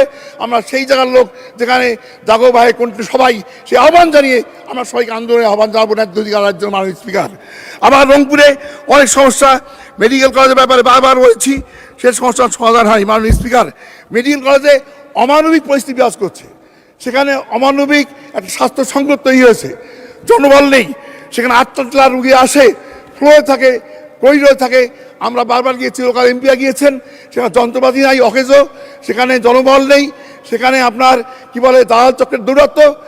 এই সমস্ত দূর করার জন্য অবিলম্বে দাবি করছি, মাননীয় স্বাস্থ্যমন্ত্রীকে আমাদের রংপুর মেডিকেল ভিড় করার জন্য সবিনয় অনুরোধ করছি। আমাদের এখানে একটা বিশ্ববিদ্যালয়, মেডিকেল বিশ্ববিদ্যালয় হওয়া দরকার, এবং প্রযুক্তি বিশ্ববিদ্যালয় আমাদের ছিল, এটা হাইজ্যাক হয়ে গেছে। এই প্রযুক্তি বিশ্ববিদ্যালয় অবিলম্বে সেখানে প্রতিষ্ঠা করতে হবে, কৃষি বিদ্যালয় দিতে হবে। রংপুর উন্নয়ন কর্তৃপক্ষ বলা হয়েছে, তার কোনো বরাদ্দ নাই, তার বরাদ্দ দেওয়া উচিত। নন-এমপিভুক্ত সব শিক্ষা প্রতিষ্ঠান বিভক্ত করতে হবে এবং একাডেমিক ভবন নির্মাণ করতে হবে। সদর উপজেলা কমপ্লেক্স এবং হেলথ কমপ্লেক্স দাবি করছি আমি। আইটি পার্ক একটা ছিল, ওটার কাজ বন্ধ হয়েছে, এটা অবিলম্বে শুরু করার জন্য দাবি। ধন্যবাদ মাননীয় সদস্য। পরবর্তী বক্তা মোহাম্মদ জসিমউদ্দিন, কুমিল্লা 5, আপনার সময় 6 মিনিট।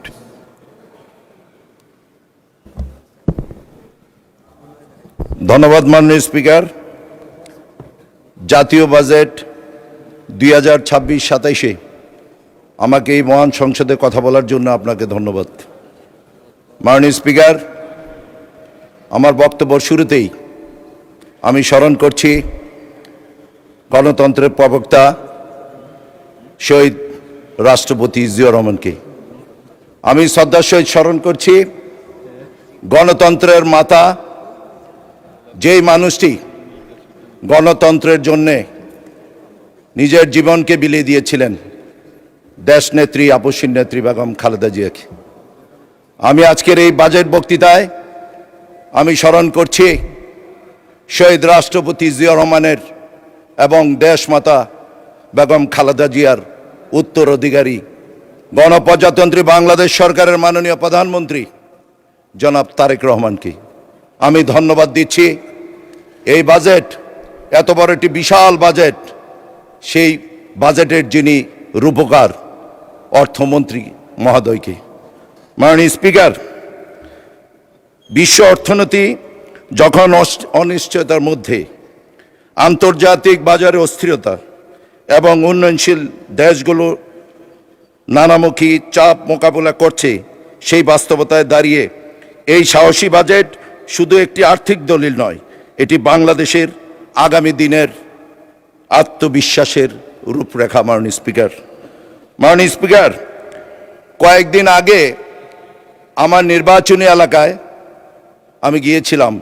যাওয়ার পর আমার এক কর্মীর সাথে কথা হচ্ছিল। তিনি তখন বললেন, আমরা আর স্যার চাকরি চাই না, আমরা আগামী দিনে চাকরি দিতে চাই। সেই জন্যে এই বাজেটে এই তরুণ প্রজন্মের স্বপ্নের প্রতিফলন দেখতে পাচ্ছি। স্টার্টআপ, ফ্রিল্যান্সার, কন্টেন্ট ক্রিয়েটরদের জন্য ভ্যাট অব্যাহতির প্রস্তাব ডিজিটাল অর্থনীতিকে নতুন গতি দেবে। দেশের লাখো তরুণ বিশ্ববাজারে কাজ করছে। মাননীয় স্পিকার, তাদের জন্য এই বাজেটে একটি শক্তিশালী বার্তা বাংলাদেশের তাদের পাশে আছে। এই বাজেটের সবচেয়ে বড় শক্তি হলো উন্নয়ন ব্যয়ে সাহসী বিনিয়োগ। উন্নয়ন ব্যয়ে প্রায় 47% বৃদ্ধি করা হয়েছে। যখন একটি সরকার রাস্তা, সেতু, বিদ্যুৎ, শিক্ষা ও স্বাস্থ্য খাতে বিনিয়োগ বাড়ায়, তখন শুধু অবকাঠামো নির্মাণ নয়, নির্মিত হয় মানুষের ভবিষ্যৎ। আমরা দেখছি এই শিক্ষা এবং স্বাস্থ্য খাতে সর্বোচ্চ বরাদ্দ দেওয়া হয়েছে। 25 লাখ নাগরিককে হেলথ কার্ডের আওতায় আনার পরিকল্পনা নেওয়া হয়েছে। এটি শুধু একটি পরিকল্পনা নয়, এটি সাধারণ মানুষের স্বাস্থ্য সেবাকে ডিজিটাল সহজলভ্য করার একটি যুগান্তকারী পদক্ষেপ। মাননীয় স্পিকার, এবার এই বাজেটে কৃষিখাতকেও শক্তিশালী করেছে। যেই দেশের কৃষিখাতকে শক্তিশালী না করা হয়, এই দেশ কখনো এগিয়ে যেতে পারে না। মাননীয় স্পিকার, এই কৃষিখাতকে আজকের এই বাজেটে সর্বোচ্চ সুযোগ দেওয়ার পরিপ্রেক্ষিতে গ্রামীণ অর্থনীতিকে সচল করার জন্য একটি অত্যন্ত ইতিবাচক উদ্যোগ নেওয়া হয়েছে। আমাদের যুব সমাজের কর্মসংস্থান নিশ্চিত করতে এসএমই উদ্যোক্তা, তহবিল উদ্যোক্তা উন্নয়ন তহবিল গঠন করা হয়েছে। ছোট বড় ব্যবসা নতুন শিল্পে গড়ে উঠবে, কর্মসংস্থান সৃষ্টি হবে এবং এই বাজেটে এই আশার সঞ্চার করেছে। মাননীয় স্পিকার, এই বাজেটে পরিবেশ বান্ধব অর্থনীতির প্রতি সুস্পষ্ট যত্ন রয়েছে। বৈদ্যুতিক যানবাহনের উপর কর কমানো এবং সৌরশক্তিকে উৎসাহ দেওয়ার পদক্ষেপ আমাদের সবুজ ভবিষ্যতের দিকে এগিয়ে নিয়ে যাবে। এটি শুধু পরিবেশ রক্ষা করবে না, জ্বালানি নিরাপত্তা বাড়বে। মাননীয় স্পিকার, আরেকটি মানবিক দিক হলো মানুষের ক্রয় ক্ষমতা বাড়ানো এবং জীবনযাত্রার মান উন্নয়নের লক্ষ্যে সরকার আগামী অর্থ বছরে মূল্যস্ফীতি কমিয়ে 7.5% নামিয়ে আনার অর্থনৈতিক প্রবৃদ্ধি 6.5% উন্নত করার লক্ষ্যে নির্ধারণ করা হয়েছে। পাশাপাশি করমুক্ত আয়ের সীমা বৃদ্ধির উদ্যোগে মধ্যবিত্ত সাধারণ করদাতাদের মধ্যে স্বস্তি বিরাজ করছে। মাননীয় স্পিকার, এই বাজেটে মূল দর্শন হলো এটি অন্তর্বর্তীমূলক মানবিক বিনিয়োগ নির্ভর অর্থনীতি গঠন করা এবং এটি কেবল আজকের চ্যালেঞ্জ মোকাবেলার বাজেট নয়, এটি আগামী প্রজন্মের সম্ভাবনার বাজেট। মাননীয় স্পিকার, আমি দৃঢ়ভাবে বিশ্বাস করি মাননীয় প্রধানমন্ত্রীর নেতৃত্বে মাননীয় অর্থমন্ত্রীর বিচক্ষণ পরিকল্পনায় মাধ্যমে এই বাজেটের অর্থনীতিতে নতুন উচ্চতায় নিয়ে যাবে।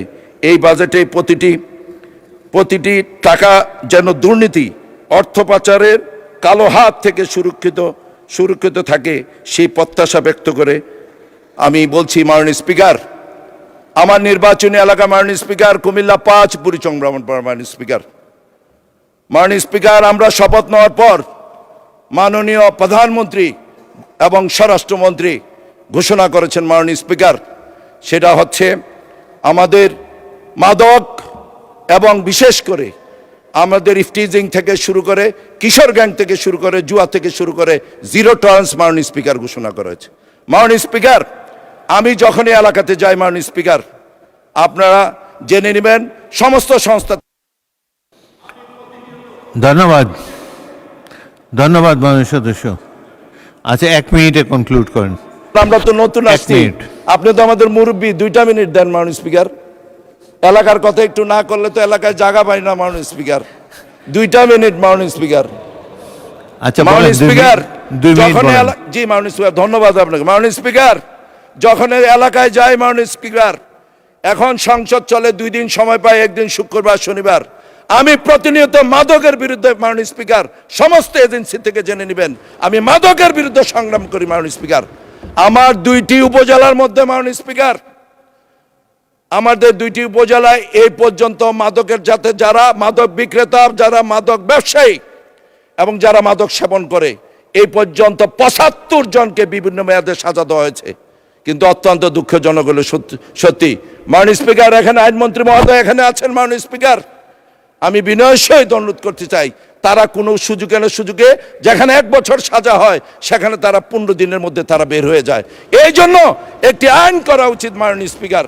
আর মাননীয় স্পিকার, আমি কুমিল্লার সন্তান, কুমিল্লায় যখনই যাই, ইতিমধ্যে আমাদের মাননীয় প্রধানমন্ত্রী চাঁদপুর গিয়েছিলেন, চাঁদপুরের লক্ষ্মীপুরের আমাদের পূর্তমন্ত্রীর এলাকায় একটি বক্তব্য দিয়েছিলেন, কুমিল্লার মানুষের একটি চাহিদা, কুমিল্লা গ্রেটার কুমিল্লার প্রাণের মানুষের একটি দাবি কুমিল্লা বিভাগ। মাননীয় প্রধানমন্ত্রী সেখানে বলেছেন অচিরেই যাতে মাননীয় স্পিকার কুমিল্লাকে কুমিল্লা বিভাগে রূপান্তরিত করা হয়। মাননীয় স্পিকার, আপনাকে ধন্যবাদ মাননীয় স্পিকার, ধন্যবাদ। পরবর্তী বক্তা মাননীয় সদস্য রেজা আহমেদ, কুষ্টিয়া 1, সময় 6 মিনিট।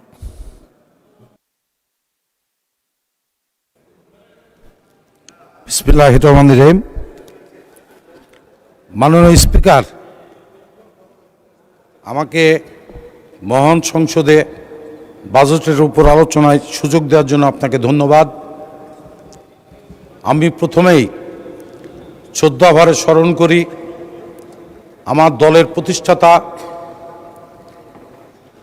স্বাধীনতার ঘোষক শহীদ রাষ্ট্রপতি জিয়াউর রহমানকে। আমি শ্রদ্ধাভরে স্মরণ করি গণতন্ত্রের মাতা, আমাদের প্রিয় নেত্রী মরহুমা বেগম খালেদা জিয়াকে। আমাকে যিনি নমিনেশন দিয়ে এই সংসদে কথা বলার সুযোগ করে দিয়েছেন, সংসদ নেতা মাননীয় প্রধানমন্ত্রী জনাব তারেক রহমানকে শ্রদ্ধা জানিয়ে আমার বক্তব্য শুরু করছি। মাননীয় স্পিকার, আজকে যে বাজেট, আমাদের বিরোধী দলের মাননীয় সংসদ সদস্যরা প্রচুর সমালোচনা করছেন। আমি ওনাদেরকে প্রশ্ন করতে চাই, আমাদের মাননীয় প্রধানমন্ত্রীর দিক নির্দেশনায় আমাদের মাননীয় অর্থমন্ত্রী যে বাজেট দিয়েছেন, এটা ঠিক যে সর্বোচ্চ বাজেট বাংলাদেশের। আমি ওনাদেরকে প্রশ্ন করি, এই বাজেটের শিক্ষা খাতে যে টাকা দেওয়া হয়েছে, ওনারা শিক্ষার বিভিন্ন স্কুল কলেজের দাবি করেন, ওনারা কি স্কুল কলেজ নেবেন না?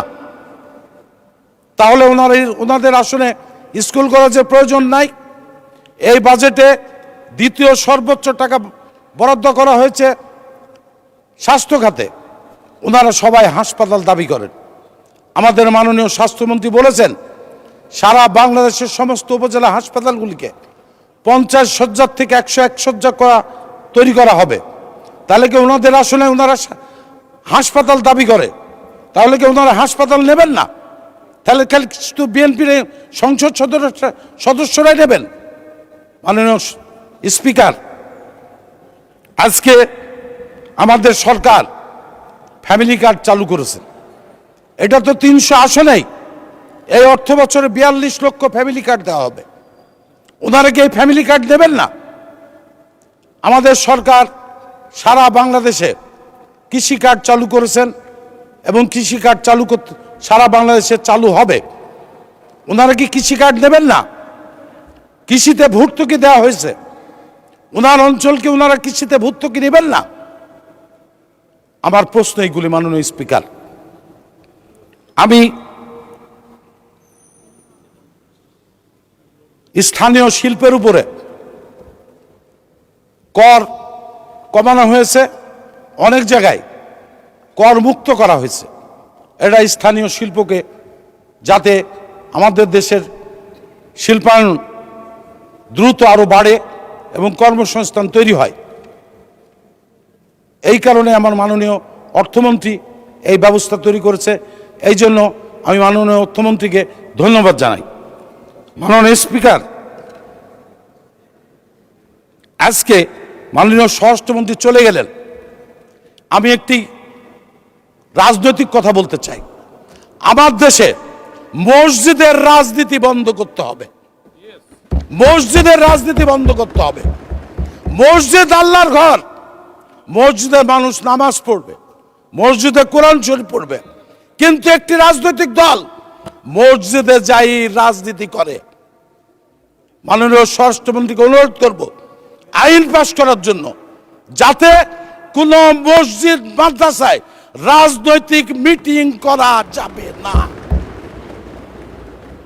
আমরা যেমন প্রকাশ্যে ফুটবল মাঠে বা হাই স্কুলে বা কোনো হল রুমে যেরকম বিএনপি বা অন্য রাজনৈতিক দলরা আমরা কর্মী সভা করি, জনসভা করি, মিটিং করি, তাদেরকেও সেই ব্যবস্থা করতে হবে।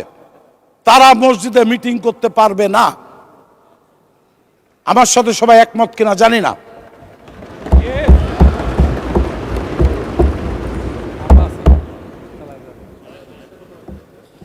মাননীয় স্পিকার, আমি সময় যেহেতু নাই, এবার আমার এলাকার কথা কিছু বলি। মাননীয় স্পিকার, আমার উপজেলা, একটি উপজেলা নিয়ে একটি আসন, আমাদের আসন, আমার আসনে বিএনপির জন্মের পর থেকে প্রত্যেকটি নির্বাচনে বাংলাদেশ জাতীয় দল জয়লাভ করে এই সংসদে এসছে। মাননীয় স্পিকার, আপনি জানেন শহীদ রাষ্ট্রপতি জিয়াউর রহমানের সময় যিনি সংসদ নেতা ছিলেন উনি আমার আসনের ব্যক্তি ছিলেন, মাননীয় সাবেক প্রধানমন্ত্রী শাহিদুর রহমান। পরবর্তীতে আমার বাবা পরপর 4 বার নির্বাচিত হয়ে আপনার সঙ্গে এই সংসদে ছিলেন, উনি প্রতিমন্ত্রীও ছিলেন। উনি মারা যাওয়ার পর আমি উপনির্বাচনে নির্বাচিত হয়ে এই সংসদে এসেছিলাম এবং এবারও আমার এলাকার মানুষ আমাকে 80,000 ভোটের ব্যবধানে এই সংসদে পাঠিয়েছে। বৃহত্তর কুষ্টিয়ায় একমাত্র আমি নির্বাচিত হয়ে সংসদে এসেছি। তা আমি বক্তব্য দীর্ঘায়িত করব না, যেহেতু সময় নাই। আমি সমস্ত মন্ত্রী মহোদয়কে অনুরোধ করব, আমার আসনে এই দীর্ঘ 17টি বছর কোনো উন্নয়ন হয় নাই।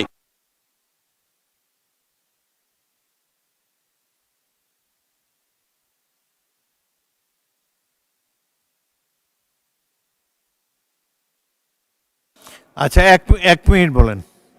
2টা মিনিট আপনি দিবেন তো শেষ করে নিচ্ছেন। মাননীয় স্পিকার, আপনার ফুটবল খেলা থেকে আমি মোহামেডান স্পোর্টিং ক্লাব প্রতিষ্ঠা করেছি আমার এলাকায়, আপনি খোঁজ দেন। আমি যখন যুবক ছিলাম আপনার খেলা দেখার জন্য নাইট কোচে আসতাম এবং ঢাকায় ফুটবল খেলা দেখতে আসতাম, যেদিন আবুলি মোহামেডান খেলা হতো। মাননীয় স্পিকার, আপনি আমাকে 2টা মিনিট দেবেন। আচ্ছা, 2 মিনিট দেওয়া হলো আপনাকে। মাননীয় স্পিকার, আমার কুষ্টিয়ার থেকে আমাদের উপজেলা, আমার উপজেলাটি 667 বর্গ কিলোমিটার। এখানে 4টি ইউনিয়ন আছে, চর। আমি মাননীয় শিক্ষামন্ত্রী এখানে আছেন কিনা? না, নাই।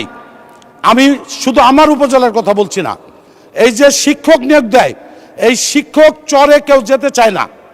তাই চরের শিক্ষক তাদেরকে অগ্রাধিকার দিয়ে যখন শিক্ষক নিয়োগ দেওয়া হবে প্রাইমারি স্কুলে, তখন চরের ছেলেদের যাদের শিক্ষক নিয়োগ দেয় তার ব্যবস্থা করার জন্য আমি শিক্ষামন্ত্রীকে অনুরোধ করছি। মাননীয় স্পিকার, আমার উপজেলায় বর্ডার প্রচুর, 42 কিলোমিটার বর্ডার।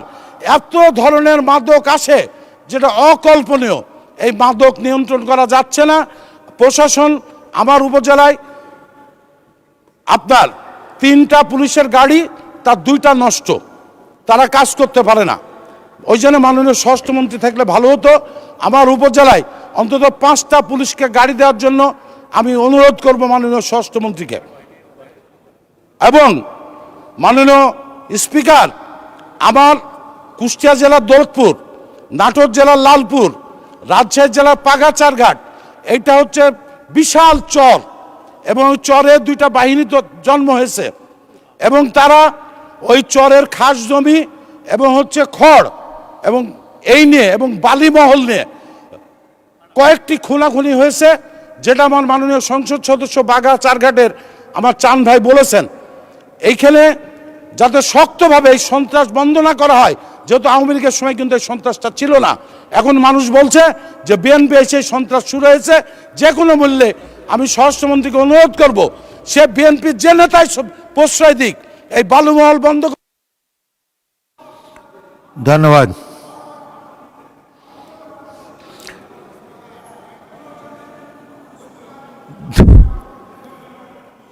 ধন্যবাদ মাননীয় সদস্য। পয়েন্ট অফ অর্ডার বলুন। মাননীয় স্পিকার, আপনাকে অনেক অনেক ধন্যবাদ। আমি লক্ষ্য করছি বাজেট অধিবেশনে অধিকাংশ সময় আমাদের অধিকাংশ মন্ত্রীরা থাকেন না। এটা তো আমরা আসলে এত নোট করে নিয়ে আসি, আমাদের সরকারি দল বিরোধী দল সকলে বক্তব্য দেন। এইখানে দেখেন স্বাস্থ্যমন্ত্রী, তারপরে আমাদের স্বরাষ্ট্রমন্ত্রী, অনেক মন্ত্রী নাই, মন্ত্রীদের চেয়ার সব খালি। এ ব্যাপারে আপনার সহযোগিতা চাচ্ছি মাননীয় স্পিকার। ধন্যবাদ। ধন্যবাদ। অধিবেশন আমরা মাননীয় মন্ত্রীদের আরও উপস্থিতি দেখতে চাই। শুকুর করেন যে অর্থমন্ত্রী অন্তত আছেন এখানে, কিন্তু অন্যান্য মন্ত্রীদেরকেও অনুরোধ জানাবেন সংসদ সদস্যদের পক্ষ থেকে। বাজেট সেশন গুরুত্বপূর্ণ সেশন, তারা থাকলে আমরা বাধিত হব। চিফ হুইপ বলেন। মাননীয় স্পিকার, বাস্তবতাটা হলো এই যে অনেকে রাষ্ট্রীয় কাজে বা বিভিন্ন কাজে ব্যস্ত থাকে, এটা ঠিকই। তবে সংসদে তাদের আসা উচিত, আসলে ভালো হয়। কিন্তু মাননীয় অর্থমন্ত্রী আগাগোড়া এখানে উপস্থিত আছেন, কারণ বাজেট সংক্রান্ত বিষয়ে সব বিষয়ে যে কথা বলা হয়, সকল কথা শেষ কথা গিয়ে অর্থমন্ত্রী বলবেন। স্বাস্থ্য খাতেও বলবেন, বিদ্যুৎ খাতের কথাও বলবেন, পুলিশের কথাও বলবেন, আইনের কথাও বলবেন, সব কথাই অর্থমন্ত্রী বলবেন মাননীয় স্পিকার। সে কারণে মাননীয় অর্থমন্ত্রী প্রেজেন্ট থাকেন, মাননীয় আমাদের মহাসচিব এবং এলজেডি মন্ত্রী মহোদয় তিনি সবসময় উপস্থিত থাকেন, অন্যান্য মন্ত্রীও থাকেন। তবে আমি আশা করব অন্যান্য যেসব মন্ত্রী এখানে উপস্থিত থাকেন না, তারা যেন উপস্থিত থাকেন এবং সংসদকে উপভোগ করেন, এবং বিরোধী দল না, সরকারি দলের যেসব সদস্য যেসব কথা বলেন সেগুলো মনোযোগ সহকারে শুনেন এবং সেগুলো যেন সমস্যা সমাধানের ব্যাপারে তারা অগ্রগণী ভূমিকা পালন করেন। মাননীয় স্পিকার, আপনাকে ধন্যবাদ। ধন্যবাদ মাননীয় চিফ হুইপ। পরবর্তী বক্তা মোহাম্মদ মাহবুবুল আলম, মাননীয় সদস্য কুড়িগ্রাম 3, আপনার সময় 5 মিনিট। 1 মিনিট। মাননীয় সদস্য টুকু বলুন।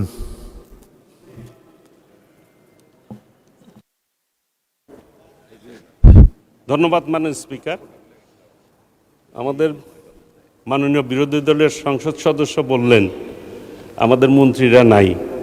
ঠিক আছে, বলার আগে যদি নিজের দিকে তাকায় বলতেন সংসদ বিরোধী দলের নেতা এবং উপনেতা দুইজনের কেউই নাই, ঠিক আছে, যাতে ঠিক মতো থাকে আর বসুন। ধন্যবাদ, ঠিক হবে আর কি। ধন্যবাদ মাননীয় স্পিকার। ধন্যবাদ। বিরোধী দলের নেতা না থাকলে অসুবিধা নাই, মন্ত্রীদের থাকা প্রয়োজন। তাদের সমস্যা তো মন্ত্রীদের পক্ষেই তারা বলবেন। তবুও সংসদের সৌন্দর্য রক্ষার্থে সকলেরই থাকা বাঞ্ছনীয়। মাননীয় সদস্য মাহবুবুল আলম, কুড়িগ্রাম 3, 5 মিনিট সময়, বলুন। ধন্যবাদ মাননীয় স্পিকার। মাননীয় স্পিকার, আমাদের এই বাজেট, এই সংসদের যতগুলি বাজেট উপস্থাপিত হয়েছে এর চেয়ে সবচেয়ে বেশি ঘাটতির বাজেট। মাননীয় স্পিকার, 2006 সালে বেগম খালেদা জিয়ার নেতৃত্বে যে বাজেটটি পেশ করা হয়েছিল, এই বাজেটটির আকার ছিল 69,740 কোটি টাকার। মাননীয় স্পিকার, এই সংসদের বর্তমান যে বাজেট, এই বাজেটটি টোটাল সেই বাজেটে 3.5 গুণ, 2,43,000 কোটি টাকা। মাননীয় স্পিকার, আধুনিক অর্থনীতির যিনি জনক অ্যাডাম স্মিথ একটা ভালো বাজেটের 3টা বৈশিষ্ট্যের কথা বলেছেন। একটা বৈশিষ্ট্য হলো রেইজেস দ্য রেভিনিউ ফেয়ারলি। পরের যে বৈশিষ্ট্যটা হলো মাননীয় speaker, spend public money efficiently. And তৃতীয় যে বৈশিষ্ট্যটা হলো মাননীয় speaker, avoid excessive debt that's burden future generation. মাননীয় স্পিকার, অ্যাডাম স্মিথের এই 3টা মূলনীতির সাথে আমরা যদি জুলাই অভ্যুত্থানের বৈষম্যহীন একটা সমাজ বিনির্মাণের আরেকটা বৈশিষ্ট্যকে আমরা অ্যাড করে এই বাজেটটাকে আমরা অ্যানালাইসিস করি মাননীয় স্পিকার, আমরা তাহলে পাবো এই বাজেটটি হলো একদম একটা অবাস্তব এবং বাস্তবায়ন অযোগ্য বাজেট। মাননীয় স্পিকার, মাননীয় স্পিকার, অর্থমন্ত্রী ওনার বাজেট বক্তৃতায় খুব সুন্দর একটি কথা বলেছেন। উনি বলেছেন সম্পদের অসম বণ্টন, সুশাসনের ঘাটতি ও দুর্নীতির কারণে দেশে অর্থনৈতিক বৈষম্য ক্রমে বৃদ্ধি পাচ্ছে। কিন্তু দুঃখজনক হলে সত্য মাননীয় স্পিকার, এত সুন্দর বাস্তবধর্মী একটি বিষয় আইডেন্টিফাই হবার পরও মাননীয় অর্থমন্ত্রী কি করে এই বাজেটে দুর্নীতি বন্ধ হবে, কি করে এই বাজেটে সুশাসন প্রতিষ্ঠিত হবে, কি করে সম্পদের বণ্টন 300 আসনে সমানভাবে প্রতিষ্ঠিত হবে, এই ব্যাপারে এই বাজেটে কোনো দিক নির্দেশনা দেননি, কোনো পলিসি দেননি, কোনো স্ট্র্যাটেজি দেননি। মাননীয় স্পিকার, আমরা যদি লাস্ট 4 মাসের সরকারের বাজেট বাস্তবায়নের অবস্থা দেখি, আমরা দেখব মাননীয় স্পিকার, 30 এপ্রিল ত্রাণ মন্ত্রণালয় থেকে যে বাজেট সরকারি দলকে দেওয়া হয়েছে, বিরোধী দলকে সেটি দেওয়া হয়নি। মাননীয় প্রধানমন্ত্রীর নজরে নিয়ে আসার পরও মাত্র 10 থেকে 12% সেটি বাস্তবায়িত হয়েছে। 24 মে মাননীয় স্পিকার, সরকারি দলের মহিলা সদস্যদেরকে যে বাজেট দেওয়া হয়েছে, বিরোধী দলের মহিলা সদস্যদেরকে সে বাজেট দেওয়া হয়নি। তার মানে মাননীয় স্পিকার, বাজেট বাস্তবায়নের ক্ষেত্রে ইতিমধ্যে 4 মাসের মধ্যে সরকারের বৈষম্য স্পষ্ট। তার চেয়েও বড় ব্যাপার মাননীয় স্পিকার, একটা পত্রিকায় নিউজ হয়েছে যে আগে ছিল গোপালগঞ্জ, গঞ্জ ঠিক আছে, গোপালের জায়গায় শুধুমাত্র শিব হয়ে গেছে, শিবগঞ্জ হয়ে গেছে। মাননীয় স্পিকার, এই শিবগঞ্জ আমাদের চাঁপাইনবাবগঞ্জের শিবগঞ্জ নয় মাননীয় স্পিকার, এটি হলো বগুড়ার শিবগঞ্জ। 132 কোটি টাকা বরাদ্দ পেয়েছে বগুড়া। তার দ্বিতীয় অবস্থানে যে বরাদ্দ, এটি হলো গাজীপুর, গাজীপুরের চেয়ে বগুড়ার মাননীয় স্পিকার 90% বরাদ্দ বেশি। 1 এবং 2 রুলের মধ্যে যদি মার্কসের ব্যবধান 90 হয় মাননীয় স্পিকার, 3 নম্বর পজিশনটা যদি আপনারও হয়, 4 থেকে 10 পর্যন্ত যদি মাননীয় মন্ত্রী মহোদয়দের হয়, আমরা বিরোধী দলীয় সংসদ সদস্য কোথায় কোন বাজেট পাবো মাননীয় স্পিকার? আপনার কাছে এটা বড় প্রশ্ন। মাননীয় স্পিকার, এই সংসদ সদস্য হিসাবে 300 সদস্যের পক্ষ থেকে আপনার কাছ থেকে ডাইরেকশন চাই মাননীয় স্পিকার। এই বাজেটে 3 লক্ষ কোটি টাকা এডিবি নির্ধারণ করা হয়েছে। মাননীয় স্পিকার, আপনি মাননীয় অর্থমন্ত্রীকে একটা ডাইরেকশন দিবেন, এই 3 লক্ষ কোটি টাকা যেন 300 আসনে সমানভাবে বিভক্ত হয়। এই 3 লক্ষ কোটি টাকার জন্য প্রত্যেকটা আসনে 1000 কোটি করে টাকা পায় মাননীয় স্পিকার। আপনার কাছ থেকে এই ধরনের একটি প্রোটেকশন আমরা আশা করি। মাননীয় স্পিকার, এই বাজেটটা একটা বৈষম্যের দলিল। উত্তরাঞ্চল এই বাজেটে একদম বৈষম্য শিকার হয়েছে। মাননীয় স্পিকার, তিস্তা প্রজেক্টের কথা বলা হয়েছে কিন্তু বাজেট নাই। কুড়িগ্রামের মধ্যে ইপিজেডের কথা বলা হয়েছে কিন্তু বাজেট নাই। মাননীয় স্পিকার, উত্তরাঞ্চলকে কৃষির হাব করা হবে, বাজেট অপ্রতুল। আমরা সেনানিবাসের কথা বলেছিলাম, উল্লেখ নাই। কুড়িগ্রামে একটা মেডিকেল কলেজ চেয়েছিলাম মাননীয় স্পিকার, এই বাজেটে তার কোনো অবস্থান নাই। মাননীয় স্পিকার, চিলমারি থেকে রৌমারি পর্যন্ত আমরা একটা সেতু চেয়েছিলাম, এই বাজেটের মধ্যে তার কোনো অবস্থান নেই।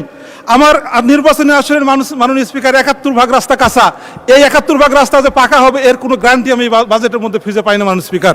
মাননীয় স্পিকার, এই কারণে আমি বলবো, আমাদের সরকার এবং বিরোধী দলের দিকে না তাকিয়ে বাজেটটা যেন সুষমভাবে বন্টন হয়, এই বিষয়টা আপনার নিশ্চিত করবেন মাননীয় স্পিকার। মাননীয় স্পিকার, আমি দ্বিতীয় যে কথাটি বলতে চাই সেটি হলো, এই বাজেটটা একেবারে অবাস্তব মাননীয় স্পিকার।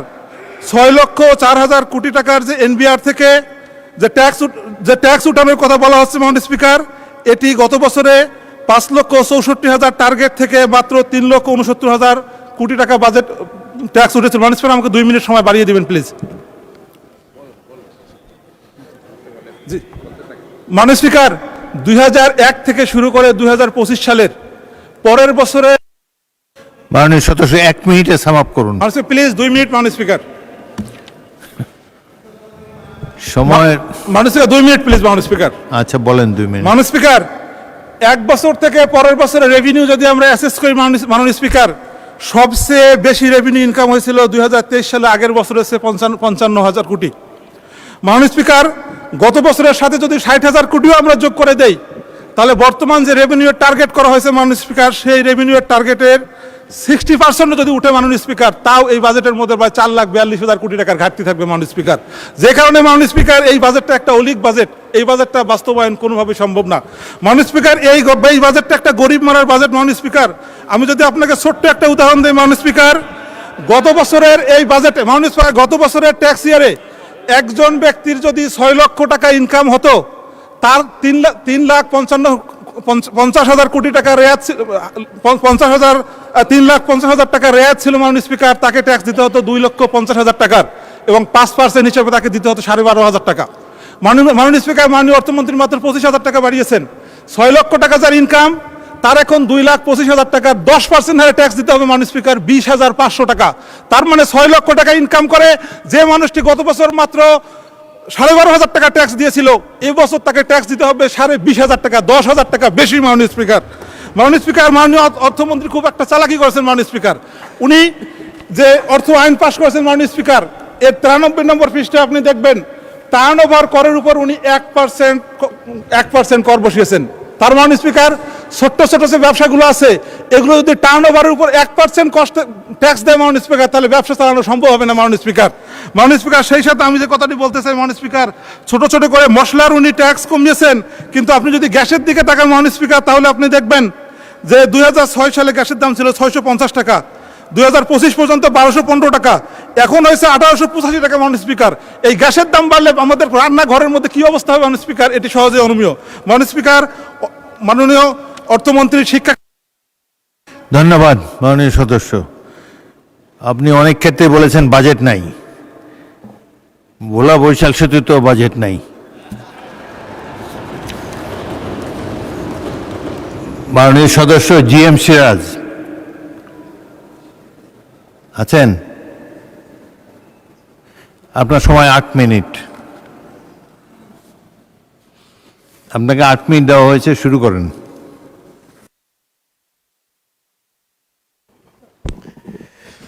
মাননীয় স্পিকার, আপনাকে ধন্যবাদ। শুরুতেই বলছি মাননীয় স্পিকার, আমাকে আর 5 মিনিট বাড়িয়ে দিতে হবে। মাননীয় স্পিকার, মাননীয় অর্থমন্ত্রীর কে ধন্যবাদ দেওয়ার তো অনেকগুলো কথা, এই 10-12 মিনিটে কত বলবো। শুধু এইটুকুই বলি, এবার এর বাজেট সবার জন্য মাননীয় স্পিকার। 2026-27 অর্থ বছরে 9,38,000 কোটি টাকার বাজেট ঘোষণা করা হয়েছে। বৈশ্বিক ঝুঁকি মোকাবেলা, ভর্তুকি, সামাজিক নিরাপত্তা কর্মসূচিতে ও ব্যয় বৃদ্ধি, সুদ পরিশোধের চাপের মধ্যে একটা অসাধারণ বাস্তবমুখী বাজেট মাননীয় স্পিকার। মাননীয় অর্থমন্ত্রীর ভাষায়, this budget is a journey towards Democratic, human and inclusive economy. মাননীয় স্পিকার, মাননীয় স্পিকার, 4টি বড় টার্গেট দিয়েছে অর্থমন্ত্রী। প্রথমত, জিডিপির গ্রোথ 6.5%, ইনফ্লেশন তিনি নামিয়ে আনতে চেয়েছেন 7.5% নামানো ওনার পরিকল্পনা। রাজস্ব আদায় এখানে 6.9 ট্রিলিয়ন টাকা মাননীয় স্পিকার। এনবিআর এর টার্গেট হলো 6.4 ট্রিলিয়ন। ঘাটতি দেখছি আমরা 2.43 ট্রিলিয়ন। আমি বিশ্বাস করি ঘাটতি ছাড়া আপনার এটাও যে ঘাটতি বলা হয়েছে, সেই ঘাটতি আয় ব্যয়ের তুলনায় এটা সামঞ্জস্যপূর্ণ এবং এটা বাস্তব মাননীয় স্পিকার। মাননীয় স্পিকার, সরকারের 5টি অগ্রাধিকার কথা মাননীয় অর্থমন্ত্রী বলেছেন। একটা হলো ম্যাক্রো স্ট্যাবিলিটি, অর্থনীতির স্থিতিশীলতা নিয়ে আসা, পারচেজিং পাওয়ার, একটা লিভিং স্ট্যান্ডার্ড, জীবনের মান, জব ক্রিয়েশন, কর্মসংস্থান, এই জন্য value of money, ROI, job ক্রিয়েশনের নীতির উপর জোর দেওয়া হয়েছে মাননীয় স্পিকার। রিফর্মসের উপরে জোর দেওয়া হয়েছে। ট্যাক্স নেট বাড়ানো, ব্যাংকিং সেক্টর সংস্কার, 5 বছরের জন্য ট্যাক্স নীতি অপরিবর্তিত থাকবে মাননীয় স্পিকার। মাননীয় স্পিকার, এই বাজেট মূলত উৎপাদন বান্ধব, বিনিয়োগ বান্ধব এবং ব্যবসা বান্ধব মাননীয় স্পিকার। সেক্টর ভিত্তিক এখানে বড় বরাদ্দ করা হয়েছে শিক্ষা, যোগাযোগ, স্বাস্থ্য, বিদ্যুৎ, কৃষি, জলবায়ু। সামাজিক সুরক্ষা, বিএনপির নির্বাচিত প্রতিশ্রুতি, ফ্যামিলি কার্ড, ফার্মার্স কার্ড, কৃষি ঋণ মৌকুফ ইত্যাদি। এখানে শিক্ষায় আপনার জিডিপির 2% বরাদ্দ করা হয়েছে, কিন্তু প্রতি বছর এটিকে বাড়িয়ে 5 বছরে 5% করবার পরিকল্পনা রয়েছে মাননীয় স্পিকার। মাননীয় স্পিকার, শিক্ষার এখানে নতুন কারিকুলামে মুখস্থ বাদ দিয়ে দক্ষতা ভিত্তিক আপনার কোডিং, রোবোটিক ঢুকেছে মাননীয় স্পিকার। এখানে আমরা দেখছি যে শিক্ষায় বেকারত্ব কমাতে IT, technical training, Tarun remittance যোদ্ধাদের উদ্বুদ্ধ করা হয়েছে মাননীয় স্পিকার। কারিগরি জোর, প্রতিটি উপজেলায় টেকনিক্যাল স্কুল, ডিগ্রি না দক্ষতা, এটা ফোকাস করা হয়েছে মাননীয় স্পিকার। স্বাস্থ্যে আমরা সবার জন্য স্বাস্থ্য মাননীয় স্পিকার। মাননীয় স্পিকার, স্বাস্থ্যে আমরা দেখছি 1% এবং প্রতি বছর বরাদ্দ বাড়ছে। তৃণমূল সেবার থেকে 14,000 আমরা দেখছি। কমিউনিটি ক্লিনিক, 30 প্রকার ওষুধ ফ্রি। স্পেশাল সেবা বিভাগে cancer, heart, kidney institute, ICU, CCU বাড়ছে মাননীয় স্পিকার। মানব সম্পদ, নতুন medical college, nursing institute, doctor, nurse আপনার বাড়ানো হচ্ছে। 50 শয্যার হসপিটাল আমরা দেখছি যে প্রতি উপজেলায় 100তে উন্নীত হচ্ছে। এটা একটা অবশ্যই বড় রকমের আমাদের জন্য একটা কৃতিত্ব এবং এটা পরিকল্পনা মাননীয় স্পিকার। মাননীয় স্পিকার, স্বাস্থ্য মানেই হাসপাতাল না, মা শিশুর নিরাপত্তা এবং শ্রমিকের শক্তি মাননীয় স্পিকার। মাননীয় অর্থমন্ত্রী এই ভঙ্গুর অর্থনীতিতে ফেরাতে 2 বছরের যে পরিকল্পনা করেছেন, 17 বছরের আওয়ামী লুটপাট, অর্থ পাচার, এই ভঙ্গুর অর্থনীতি মাথায় রেখে এই দুঃসাহসিক অভিপ্রায়কে সাধুবাদ জানাই মাননীয় স্পিকার। আমি ইদানিং এর মধ্যে দেখলাম তথ্যমন্ত্রী এনবিআর 2 ভাগ হবে, নীতিমালা 2 ভাগ হবে, নীতি বিভাগের দায়িত্ব থাকবে আপনার কর বিশেষজ্ঞরা। আমি বাড়তি ধন্যবাদ দিচ্ছি মাননীয় স্পিকার, মাননীয় অর্থমন্ত্রীকে। আমাদের দেশের স্থল এবং জল, সমুদ্র যে আপনার আয়তন, সেটা আমরা অনেকেই জানি না হয়তো বা।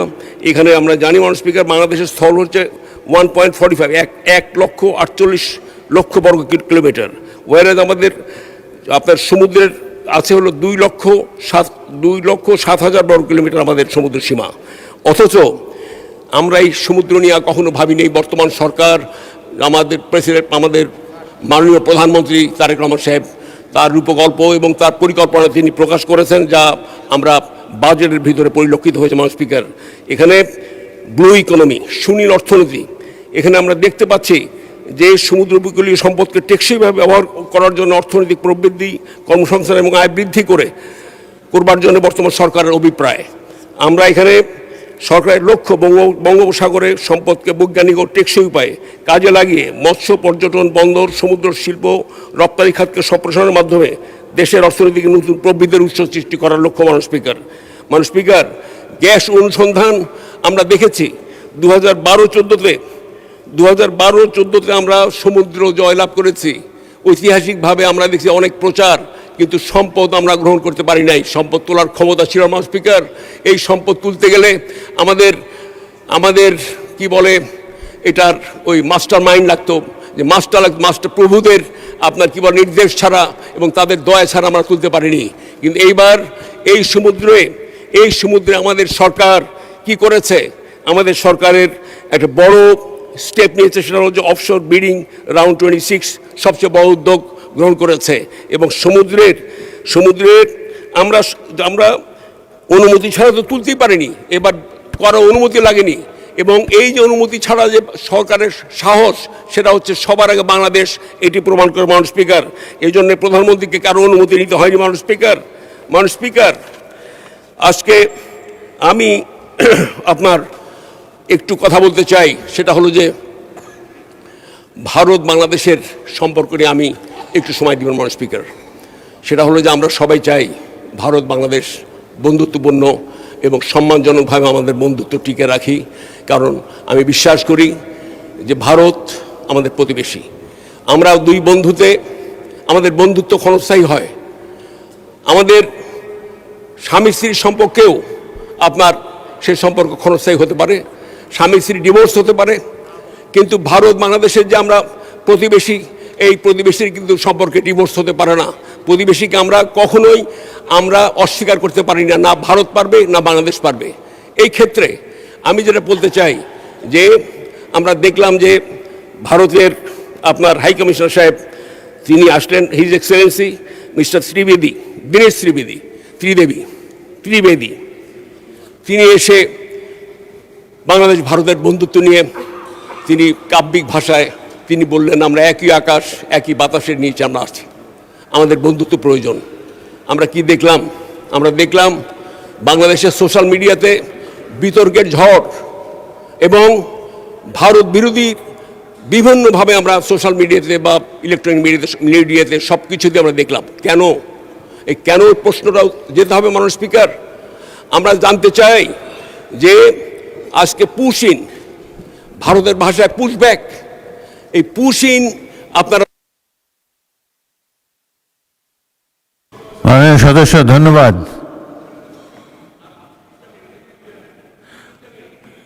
আপনাকে 8 মিনিট দেওয়া হয়েছে। আচ্ছা 2 মিনিটে শেষ করেন প্লিজ, 2 মিনিটে শেষ করেন। 2 মিনিটস। মাননীয় স্পিকার, আমরা বলতে চাই আসুন মানুষের হৃদয় জয় করুন।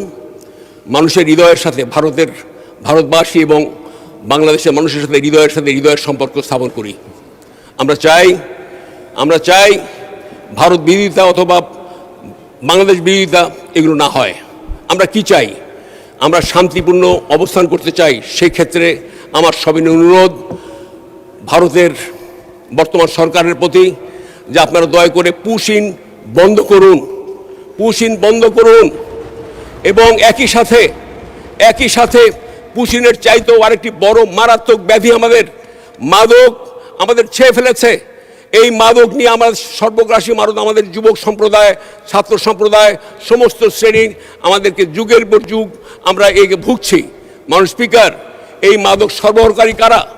এই মাদক দেশের মধ্যে আমরা সরবরাহকারীকে এবং সেবনকারীদের বিচার করছি, আইনের আশ্রয় আমরা নিচ্ছি, কিন্তু এই মাদক আসে কোত্থেকে?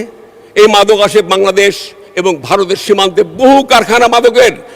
আজকে যুগ হলো এই কারখানাগুলো রয়ে গেছে। দয়া করে মাদকের কারখানাগুলোকে বন্ধ করুন। মাননীয় স্পিকার, আপনার মাধ্যমে আমি মোদী সরকারকে আহ্বান জানাচ্ছি সবিনয়ে। একই সাথে আমি বলতে চাই আমাদের পশ্চিমবঙ্গের যে আপনার চিফ মিনিস্টার শুভেন্দু বাবু, তাকে থামান। বাংলাদেশ বিরোধী যে সমস্ত বক্তব্য আসছে, মাঝে মধ্যে যে সমস্ত বক্তব্য দিচ্ছেন, এই বক্তব্যে বাংলাদেশ এবং আমাদের দেশের ভারত বাংলাদেশের বন্ধুত্বের অন্তরায় হয়ে গেছে মাননীয় স্পিকার। অতএব আমি আহ্বান করি যে এখানে শেখ হাসিনা অপ্রাসঙ্গিক শেখ হাসিনা নিয়ে আমাদের মাথা ব্যথা নাই। বাংলাদেশে উনি নাই হয়ে গেছে, she is out of scene. And সে কোনোদিনই বাংলাদেশে আওয়ামী লীগ আর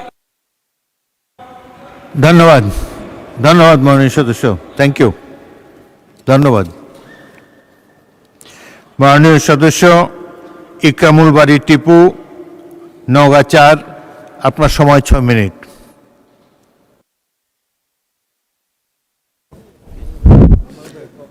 মাননীয় সদস্য 6 মিনিট পরে আজান হবে, সুতরাং 6 মিনিটে শেষ করুন।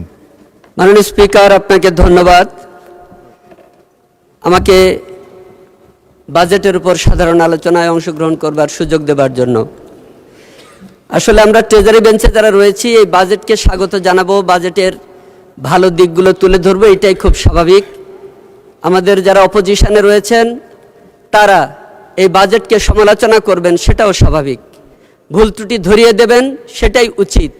কিন্তু আমাদের বিরোধী দলের বন্ধুরা অনেক সময়ই এমন এমন বক্তব্য রাখছেন যার প্রসঙ্গে দু একটি কথা না বললেই নয়। মাননীয় স্পিকার, তারা এই বাজেটকে একটা আকাশ কুসুম কল্পনা হিসেবে আখ্যায়িত করেছেন।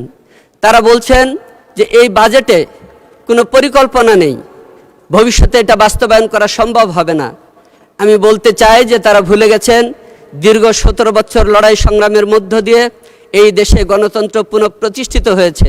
আমাদের নেতা তারেক রহমান অনিচ্ছাকৃত প্রবাস জীবন থেকে ফিরে এসেই বাংলাদেশের মাটিতে পা রেখে সেদিন বলেছিলেন আই হ্যাভ এ প্ল্যান, এবং পরবর্তী সময়ে তিনি সমগ্র বাংলাদেশের মানুষকে একত্রিত করে এই দেশটা গড়বার প্রত্যয় ব্যক্ত করে বলেছিলেন উই হ্যাভ এ প্ল্যান। আজকে সেই সুযোগ এসেছে জাতির সামনে, যে কারণে আমাদের নেতা জনাব তারেক রহমান একটা পরিকল্পনা উপস্থাপন করেছেন মাননীয় অর্থমন্ত্রীর মধ্য দিয়ে। সম্মানিত স্পিকার মহোদয়, আমি বলতে চাই যে আজকের এই বাজেট শুধু একটা টাকা পয়সার হিসাবের বিষয় নয়, এটা একটা কৌশল, যেটাকে আমাদের মাননীয় অর্থমন্ত্রী বলেছেন 3R কৌশল, যা প্রথম বছরে রিকভারি এবং স্টেবিলাইজেশন, যেটা 1 বছরের মধ্যে করা হবে।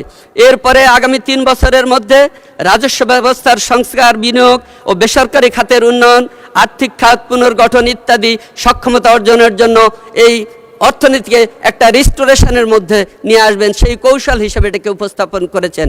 এবং আগামী 5 বছরের মধ্যে আমাদের এই দেশের অর্থনীতি রিকনস্ট্রাকশন হয়ে যাবে, সেই পরিকল্পনা ঘোষণা করা হয়েছে এই বাজেট উপস্থাপনের মধ্য দিয়ে। মাননীয় স্পিকার, সুতরাং বিরোধী দলের বন্ধুদের বলবো বাজেটকে শুধু অঙ্কের হিসেবে না দেখে এই বক্তৃতার মধ্যে যে পরিকল্পনাগুলোর কথা রয়েছে সেগুলোকে একটু বিশ্লেষণ করে দেখবেন দয়া করে। আপনারা কেউ কেউ বলার চেষ্টা করেছেন এই বাজেটটা কি চানাচুর মার্কা বাজেট, এই চানাচুর খেতে ভালো লাগে কিন্তু পেটের অসুখ হয়। আমাদের গ্রাম দেশে একটা প্রবাদ রয়েছে, সবার পেটে নাকি ঘি হয় না। এই ভালো বাজেট আপনাদের পেটে হয়তো না সহ্য হতে পারে, জাতি কেউ প্রত্যাখ্যান করেনি। মাননীয় স্পিকার, জাতি বরং এই বাজেটকে স্বাগত জানিয়েছে। আমি এই বাজেটকে দেখি নানাবিধ মূল্যায়নের মধ্য দিয়ে। আমাদের সম্মানিত সংসদ সদস্যবৃন্দ প্রায় সবাই সে কথাগুলো বলেছেন। আমি শুধু এটুকু বলবো, একটা জাতিকে চিনবার উপায় হচ্ছে সেই জাতির মধ্যে সেই দেশের নারী এবং শিশুদের সুরক্ষার জন্য সেই দেশের সরকার কি ব্যবস্থা গ্রহণ করে, এইটা দেখবার মধ্য দিয়েই একটা জাতির ভবিষ্যৎ দেখা যায়। এই বাজেটে মাতৃত্বকালীন সুবিধা এবং মা ও শিশু পুষ্টি খাতে বরাদ্দ বৃদ্ধি করে সেই নির্দেশনা দেওয়া হয়েছে, যা দেখে আমরা আশ্বস্ত হতে পারি। মাননীয় স্পিকার, সবচাইতে গুরুত্বপূর্ণ বিষয়, আমাদের দেশের সংখ্যাগরিষ্ঠ মানুষ এই বাজেটের অঙ্কের হিসাব বোঝে না। তারা চায় বাজারে গেলে যেন সস্তায় পণ্য কিনতে পারে, বাজেট ঘোষণার পরের দিনে যেন সব জিনিসের দাম হু করে বেড়ে না যায়। সেই কারণেই মাননীয় অর্থমন্ত্রী নিত্য প্রয়োজনীয় 60টি দ্রব্যের উপর থেকে যে কর প্রত্যাহার করেছেন, কমিয়ে দিয়েছেন, যার ফলে বাজারে কোনো জিনিসের দাম বাড়ে নাই, সাধারণ মানুষ স্বস্তির নিঃশ্বাস ফেলেছে। তারা এই বাজেটকে স্বাগত জানাচ্ছে। চায়ের স্টলে, হাটে ঘাটে মাঠে সর্বত্র এই বাজেটের প্রশংসা হচ্ছে। মাননীয় স্পিকার, আমি বলতে চাই যে দীর্ঘদিন পরে সরকারি কর্মকর্তা কর্মচারীদের জন্য জাতীয় বেতন স্কেলের ঘোষণা দেওয়া হয়েছে এই বাজেটের মধ্য দিয়ে। এইটা তো বাজারের সাথে সঙ্গতিপূর্ণ, সামঞ্জস্যপূর্ণ অবস্থায় যেন মানুষ অর্থনৈতিকভাবে ভালো থাকতে পারে, স্বাবলম্বী থাকতে পারে, সেদিকে লক্ষ্য রেখে এই নতুন স্কেলের ঘোষণা দেওয়া হয়েছে। মাননীয় স্পিকার, আমি এই বাজেটে আর দু একটা কিছু করা যেত বলে মনে করছি, যেটা মাননীয় অর্থমন্ত্রীর দৃষ্টি আকর্ষণ করে একটু প্রস্তাব রাখতে চাই। উনি খেতাবপ্রাপ্ত মুক্তিযোদ্ধাদের মাসিক সম্মানী ভাতা 5,000 টাকা বৃদ্ধি করার প্রস্তাব দিয়েছেন। আমি মনে করি বীর মুক্তিযোদ্ধারা আমাদের দেশের সম্পদ। এটা শুধু খেতাবপ্রাপ্ত মুক্তিযোদ্ধা নয়, সকল প্রকৃত মুক্তিযোদ্ধার জন্য বাড়ানো দরকার। এই প্রস্তাব রাখছি মহান জাতীয় সংসদে। আমি এই ফ্যামিলি কার্ড সম্পর্কে এটুকু বলবো, ফ্যামিলি কার্ডের জন্য সারা বাংলাদেশের মহিলারা কিন্তু উন্মুখ হয়ে চেয়ে রয়েছে। তাই এর পরিধি বৃদ্ধি করে অন্তত এই অর্থ বছরে আরও দ্বিগুণ পরিমাণ করা যায় কিনা সে ব্যাপারে একটু চিন্তা ভাবনা করার জন্য আমি মাননীয় অর্থমন্ত্রীর দৃষ্টি আকর্ষণ করব। আমি এই বাজেট পড়ে দেখেছি যে উপজেলা হাসপাতাল সহ বিভিন্ন সংস্থা, বিভিন্ন দপ্তরে আউটসোর্সিংয়ের মাধ্যমে নিয়োগের ব্যবস্থা করা হয় ঠিকাদারদের মাধ্যমে। আমি বলতে চাই, যেহেতু উপজেলা পর্যায়ের সকল দপ্তরে একটা করে কমিটি রয়েছে, সেই কমিটিগুলোতে আমাদেরও প্রতিনিধি থাকে, সরকারের প্রতিনিধি থাকে। সেই কমিটিগুলোর মাধ্যমে যদি এই রকমের নিয়োগের ব্যবস্থা করা হয় স্থানীয় পর্যায়ে, তাহলে সেগুলো দুর্নীতিমুক্ত হবে, স্বচ্ছ হবে, জবাবদিহিমূলক হবে।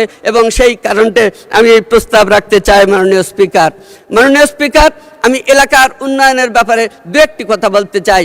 এই মহান সংসদে প্রথম দিন যেদিন বক্তব্য রেখেছি সেদিনই একটা দাবি করেছিলাম যে আমার মান্দা উপজেলায় একটি শিশু হাসপাতাল নির্মাণের দাবি করেছিলাম।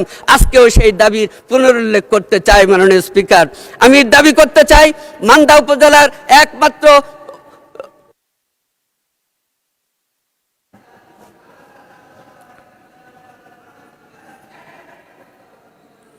আচ্ছা, মাননীয় সদস্য 1 মিনিটে শেষ করেন।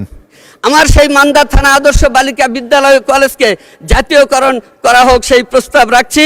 এবং এখানে মাননীয় অর্থমন্ত্রী রয়েছেন, আমাদের এই দেশের কাগজে 5 টাকার মুদ্রায় একটা মসজিদের ছবি ছিল, একসময় ঐতিহাসিক কুসুম্বা শাহী জামে মসজিদের ছবি ছিল, সেই ছবি প্রত্যাহার করে নেওয়া হয়েছে 5 টাকার নোট থেকে। এর দ্বারা আমার এলাকার এই ঐতিহাসিক পুরাকীর্তিকে অস্বীকার করা হয়েছে, সেইটা যেন আবার 5 টাকার নোট ওই কাগজে মুদ্রায় ফিরিয়ে দেওয়া হয়, সেই দাবি রাখছি মাননীয় স্পিকার। আমি আত্রাই নদীর ডান তীর এবং ফকিন্নি নদীর বাম তীরের যে বাঁধ, সেই বাঁধ উঁচু করা, শক্তিশালী করা এবং পাকা করার জন্য জোর দাবি রাখছি আজকের এই মহান সংসদে মাননীয় স্পিকার। আমি এই সংসদে দাবি করেছিলাম, প্রশ্ন দিয়েছিলাম যে প্রত্যেকটি উপজেলায় একটি করে স্বতন্ত্র পরীক্ষা কেন্দ্র করা হবে, যেখানে সারা বছর যত পাবলিক পরীক্ষা হয় সেই পরীক্ষাগুলো অনুষ্ঠিত হবে। অন্যান্য জায়গার স্কুল কলেজ বন্ধ রেখে পরীক্ষা নিতে হবে না। এই দাবিটা যেন জাতীয়ভাবে সকল